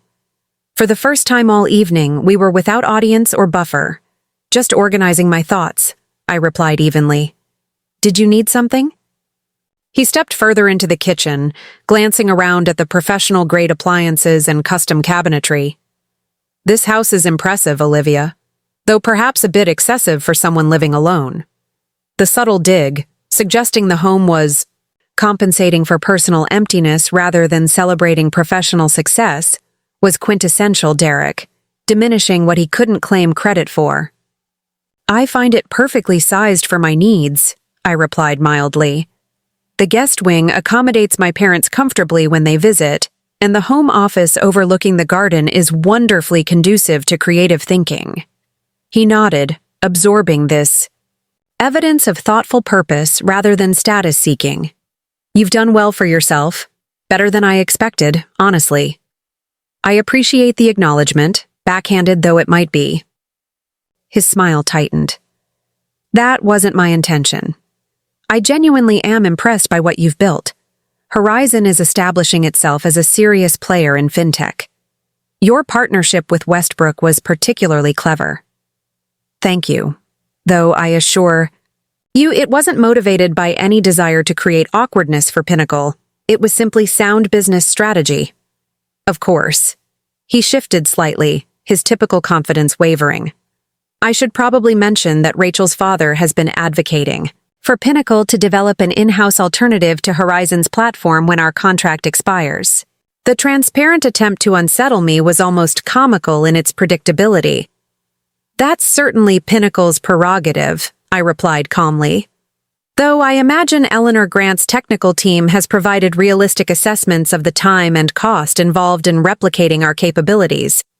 Our technology lead continues to expand with each quarterly release. His expression confirmed my suspicion. Edward Winter's ambitions were meeting resistance from practical implementation realities. Horizon's position was stronger than Derek wanted to admit. In any case, I continued, we value Pinnacle's business but no longer depend on it for our growth trajectory. Our European expansion represents significantly larger opportunity than any single client relationship. Before he could respond, Rachel appeared in the doorway, her expression shifting from surprise to calculated pleasantness upon seeing us together. There you are, she said to Derek, then nodded acknowledgement to me. Eleanor mentioned you're about to make an announcement. We didn't want to miss it. Just gathering my thoughts, I explained, moving toward the door. It's a significant milestone for Horizon. As I passed Rachel, she placed a manicured hand lightly on my arm. Your home is beautiful, Olivia. Much more impressive than I expected. The compliment was delivered with practiced social grace, yet contained unmistakable subtext. She had anticipated something less, had perhaps even looked forward to confirming her superiority. Thank you, I replied simply. It reflects this chapter of my life quite accurately. On the terrace, guests had gathered expectantly near the temporary podium where Michael waited with Thomas Chen and our newly appointed European Operations Director. The setting sun bathed the scene in golden light, city lights beginning to twinkle in the valley below as dusk approached. I took my place at the microphone, surveying the influential gathering with genuine appreciation. Thank you all for joining this celebration of both personal and professional milestones. 3 years ago, Horizon Technologies existed only as concept and determination. Today we serve 23 financial institutions across North America, with platform implementations now launching in London, Frankfurt, and Geneva. As I outlined our growth trajectory and international strategy, I caught occasional glimpses of Derek and Rachel standing near the back of the gathering. Their expressions reflected calculated assessment, mentally revising whatever narrative they'd constructed about my post-divorce life to accommodate this undeniable evidence of success. Following formal remarks and champagne toast, guests resumed, mingling against the backdrop of sunset fading to twilight. The infinity pool's subtle lighting created an ethereal atmosphere as conversations flowed between business strategy and personal connection. Catherine Westbrook approached as I chatted with our London team lead about housing arrangements. Excuse the interruption, she said with characteristic directness, but I wanted to share something amusing before I depart for my late dinner. Engagement. Of course, I replied, curious about her evident amusement. I just had the most fascinating conversation with your ex-husband, she revealed. He expressed interest in potential opportunities at Westbrook, suggesting his unique perspective from Pinnacle might be valuable as we expand internationally. I maintained neutral expression despite my surprise. That's certainly an interesting career strategy. Indeed, particularly after his recent promotion. Her smile turned knowing. I believe his exact words were that he was open to considering larger platforms for his talents. When I mentioned that any executive role would require working closely with Horizon as our technology partner, he assured me that past personal connections wouldn't present complications. The implication was unmistakable. Derek was already positioning himself for potential exit from Pinnacle, despite his recent advancement. Whether motivated by genuine ambition or realization that Rachel's family connections might have limitations, he was exploring options that would have been unthinkable months earlier. "How did you respond?" I asked, genuinely curious about Catherine's handling of the overture. I suggested he focus on his new responsibilities at Pinnacle before contemplating changes. Then I mentioned that Westbrook values loyalty as our primary corporate virtue. Her expression grew more serious. "In my experience, people who abandon long-term commitments for immediate advantage rarely change that fundamental character trait." The observation landed with perfect precision, both professional assessment and personal validation delivered as objective business wisdom. "That's been my experience as well," I acknowledged quietly. After Catherine departed, I circulated among remaining guests as the gathering gradually thinned. The event had achieved its multiple purposes, celebrating Horizon's expansion, establishing valuable connections between previously isolated power players, and yes, definitively demonstrating my personal and professional renaissance. As the final guests prepared to leave, Eleanor Grant approached with Derek and Rachel in her wake. "Thank you for a remarkable evening," she said warmly.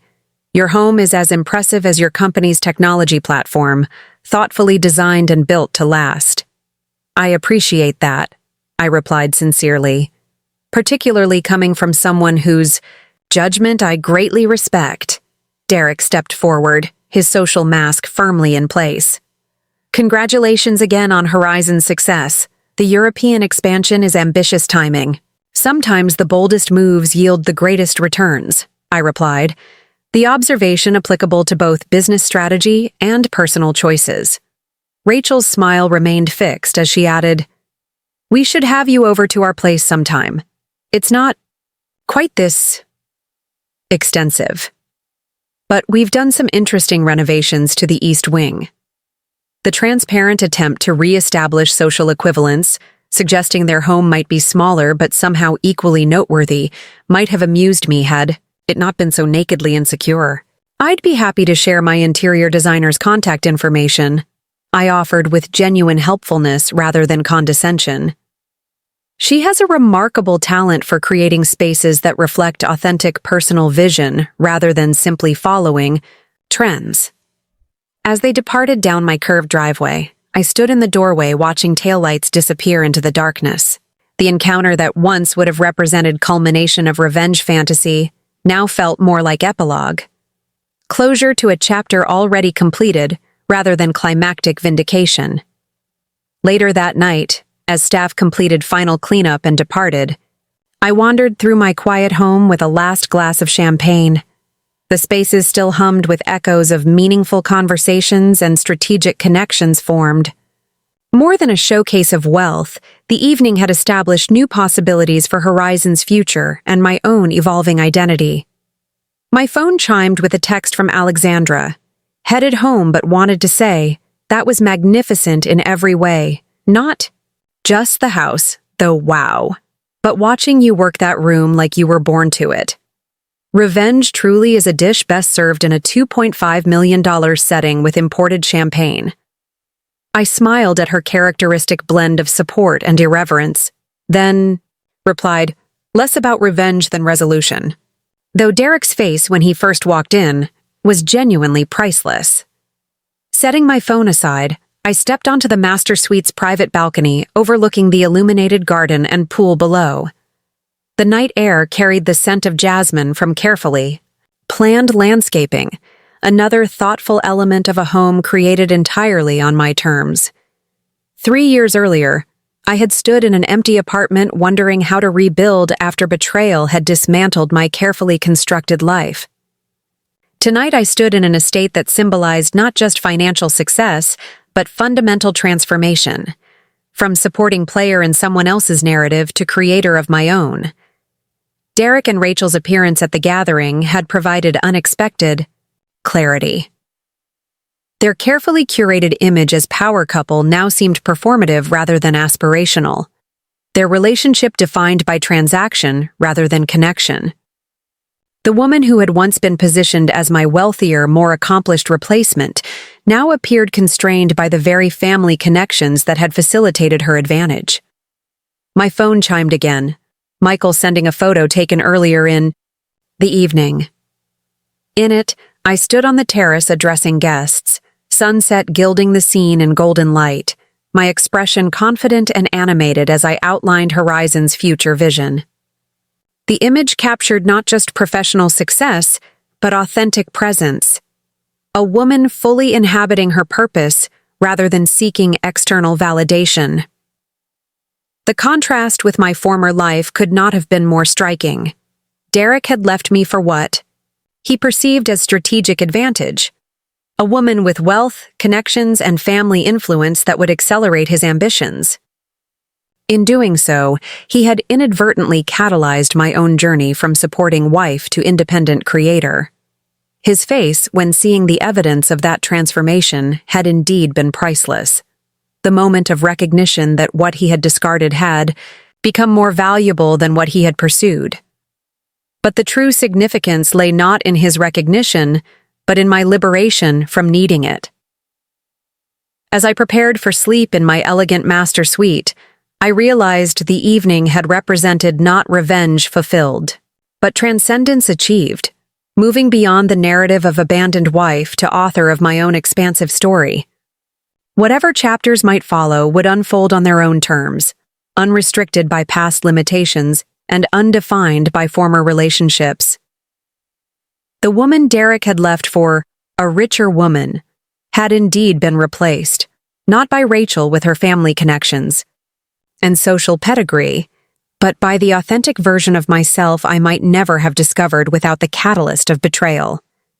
That transformation represented the most valuable asset I now possessed, worth far more than the $2.5 million estate that had rendered his expression so priceless. 1 year after the housewarming party that had so dramatically showcased my transformation, life had evolved in ways I couldn't have anticipated. Horizon Technologies had continued its meteoric rise, with our European expansion exceeding projections and Asian markets beginning to open to our platform. Our valuation had crossed the billion-dollar threshold, making us officially a unicorn. In venture capital terminology, I'd settled into a rhythm with my Oak Ridge Heights estate, no longer seeing it as a symbol of achievement, but simply as home. My parents had relocated to the guest wing for 6 months during my father's recovery from knee replacement surgery, filling the space with family energy I'd missed during those isolated post-divorce days. The most unexpected development, however, was my evolving relationship with Michael. What had begun as professional partnership had gradually transformed through friendship into something more complicated and promising. Our first official date had happened almost accidentally, working late at the office before an important client presentation. We'd stepped out for dinner and found ourselves discussing everything except work. "We should do this more often," he'd suggested as we lingered over dessert. Without spreadsheets between us, that casual beginning had developed into a relationship built on mutual respect and shared vision rather than strategic advantage. Unlike my marriage to Derek, where I'd subjugated my ambitions to support his climb, Michael and I operated as equals committed to both Horizon's success and each other's individual growth. On a crisp autumn morning, almost 4 years to the day, since finding that fateful bracelet receipt that had revealed Derek's betrayal, I sat on my terrace reviewing acquisition proposals. Horizon had reached sufficient scale that smaller competitors were approaching us about potential buyouts, a reversal from our earlier position that felt both validating and surreal. My phone rang with Alexandra's custom ringtone. "Have you seen it?" she asked without preamble when I answered. "Seen what?" "The news about Pinnacle and the SEC investigation. It's hitting all the financial outlets."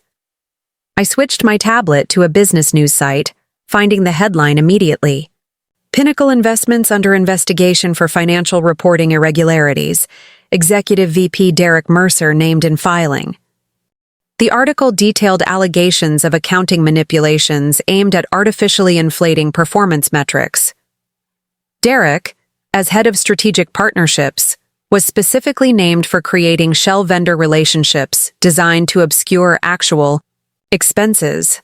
The practices had reportedly begun shortly after his promotion to executive VP, coinciding almost exactly with his marriage to Rachel. "Are you okay?" Alexandra asked after I'd been silent too long. "Surprisingly, yes," I replied truthfully. "It feels like news about strangers. The stock is in freefall. The Winters family holdings have already lost over $40 million in value today alone." I absorbed this information without satisfaction or regret, just objective recognition of events unfolding according to predictable patterns. Derek had always prioritized appearance over substance, shortcuts over sustainable growth. Rachel's family had enabled his worst impulses with their connections and influence. The combination had proven as unsustainable in business as it had in our marriage. Later that day, Eleanor Grant called. "I assume you've seen the news?" "Yes. I'm sorry for the upheaval at Pinnacle. Will this affect our implementation schedule?" "That's partially why I'm calling. The board is conducting emergency sessions to contain the damage. I've been named interim CEO while they sort through the mess." Her tone was measured but couldn't completely hide her satisfaction at this development. "I wanted to personally assure you that our relationship with Horizon remains a strategic priority." "Congratulations on the appointment," I said sincerely. "Pinnacle couldn't be in better hands during this transition." "There's something else." She paused briefly. "Derek approached me before the investigation became public, seeking assurances that I would protect him from potential fallout. When I declined, he implied that Rachel's family connections would ensure he emerged unscathed. The observation confirmed what I'd long suspected. Derek's fundamental character remained unchanged despite his outward success. He still sought protection through affiliation rather than standing on his own integrity. "What will happen to him?" I asked, more curious than concerned. "The board has suspended him pending investigation. Between us, he'll never work in finance. Again, the evidence is too substantial, and the Winters family is already distancing themselves to preserve what remains of their reputation." Over the following weeks, financial news remained dominated by the Pinnacle scandal. Rachel filed for separation just 6 days after the story broke, her family's attorneys citing material misrepresentation in divorce filings, the legal equivalent of claiming she'd been deceived about Derek's character and actions. I observed these developments with detached interest, recognizing them as the natural conclusion to a story that no longer included me. My own narrative had diverged so completely that their tribulations registered as distant drama rather than personal vindication. 3 months after the scandal broke, Michael and I were reviewing architectural plans for Horizon's new headquarters campus, a significant investment reflecting our transition from startup to established industry player. The designs included collaborative workspaces, cutting-edge technology infrastructure, and extensive amenities for our growing team. "I think we should add a residential component," Michael suggested, indicating a section of the property. "Executive housing for visiting international staff, perhaps." "That's a significant addition to the budget," I noted, though the idea had merit. He hesitated briefly. "It might also be a logical place for us to consider eventually, if things continue developing between us." The oblique reference to our personal relationship caught me off guard. We'd been dating for nearly a year but had maintained careful separation between professional and personal spheres. "Are you proposing we live above the shop?" I asked lightly. "I'm suggesting we should consider all possibilities for our future, both as business partners and as more." He reached for my hand across the plans. "I don't want to repeat mistakes from either of our pasts by rushing important decisions, but I also don't want to pretend I'm not thinking about more permanent arrangements." The candid vulnerability touched me deeply. Unlike Derek's calculated approach to relationship milestones, Michael offered authentic emotional transparency without manipulation or agenda. That evening, as we continued the conversation over dinner on my terrace, an unexpected visitor arrived. My security system announced a car at the gate, camera showing a taxi rather than a recognized vehicle. "Ms. Carter?" the security guard called through the intercom. "There's a Derek Mercer requesting entry. He says it's important." Michael and I exchanged surprised glances. "Should I give you privacy?" he offered immediately. "Absolutely not," I replied, then addressed the guard. "Please tell Mr. Mercer I'm unavailable." 10 minutes later, my phone rang with Derek's number. Against better judgment, I answered on speaker so Michael could hear. "Olivia," Derek's voice sounded strained. "I need to talk to you. It's important." "I'm having dinner with company," I replied evenly. "Whatever you need to discuss can wait for business hours." "Please." The uncharacteristic plea carried unmistakable desperation. "Everything's falling apart. Rachel's attorneys are destroying me in the settlement. The SEC has frozen all my assets. I just need temporary help until I sort things out." The request confirmed my suspicion. He wasn't seeking reconciliation, but financial rescue. The irony wasn't lost on me. The man who had abandoned me for a richer woman now sought assistance from the wife he'd discarded. "I'm sorry you're facing difficulties," I said calmly. "But I'm not the appropriate person to help you navigate them." "You don't understand," he persisted. "I have nowhere else to go. My accounts are frozen. My reputation is destroyed. I just need a loan until this blows over. You, of all people, know what I'm capable of rebuilding." Michael's expression darkened at Derek's presumptuousness, but he remained silent, respecting my handling of the situation. "I do know what you're capable of," I agreed. "That's precisely why I'm declining. I suggest you contact a financial advisor and legal counsel. Goodbye, Derek." As I ended the call, I felt a sense of absolute closure. The last lingering thread connecting me to my former life had been severed, not through anger or revenge, but through simple recognition of healthy boundaries. Michael reached across the table for my hand. "Are you okay?" "Better than okay," I replied with genuine peace. 4 years ago, that man's choices shattered my world. Today, they barely ripple the surface. We sat in comfortable silence, watching the sunset paint the sky in brilliant hues of pink and gold. The home that had once represented triumph over betrayal had transformed into the foundation for a new chapter, one based not on reaction to the past but creation of the future. The woman Derek had left for a richer woman had indeed found wealth beyond anything he had pursued with Rachel. But the true richness of my life emerged not from the financial success or the beautiful estate, but from the authentic self-discovery that adversity had catalyzed.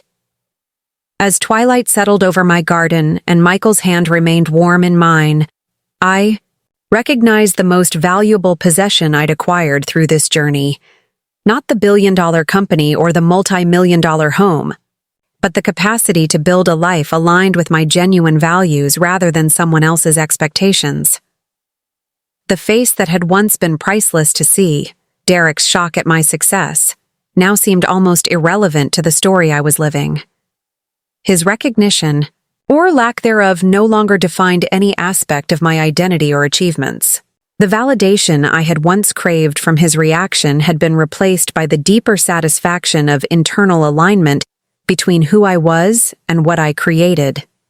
The new chapter unfolding before me would be written entirely on my own terms, with partners chosen for character rather than calculation, with success measured by impact rather than appearance, and with a foundation solid enough to withstand whatever unexpected plot twists might emerge along the way. Up next, you've got 2 more standout stories right on your screen. If this one hits the mark, you won't want to pass these up. Just click and check them out. And don't forget to subscribe and turn on the notification bell so you don't miss any upload from us.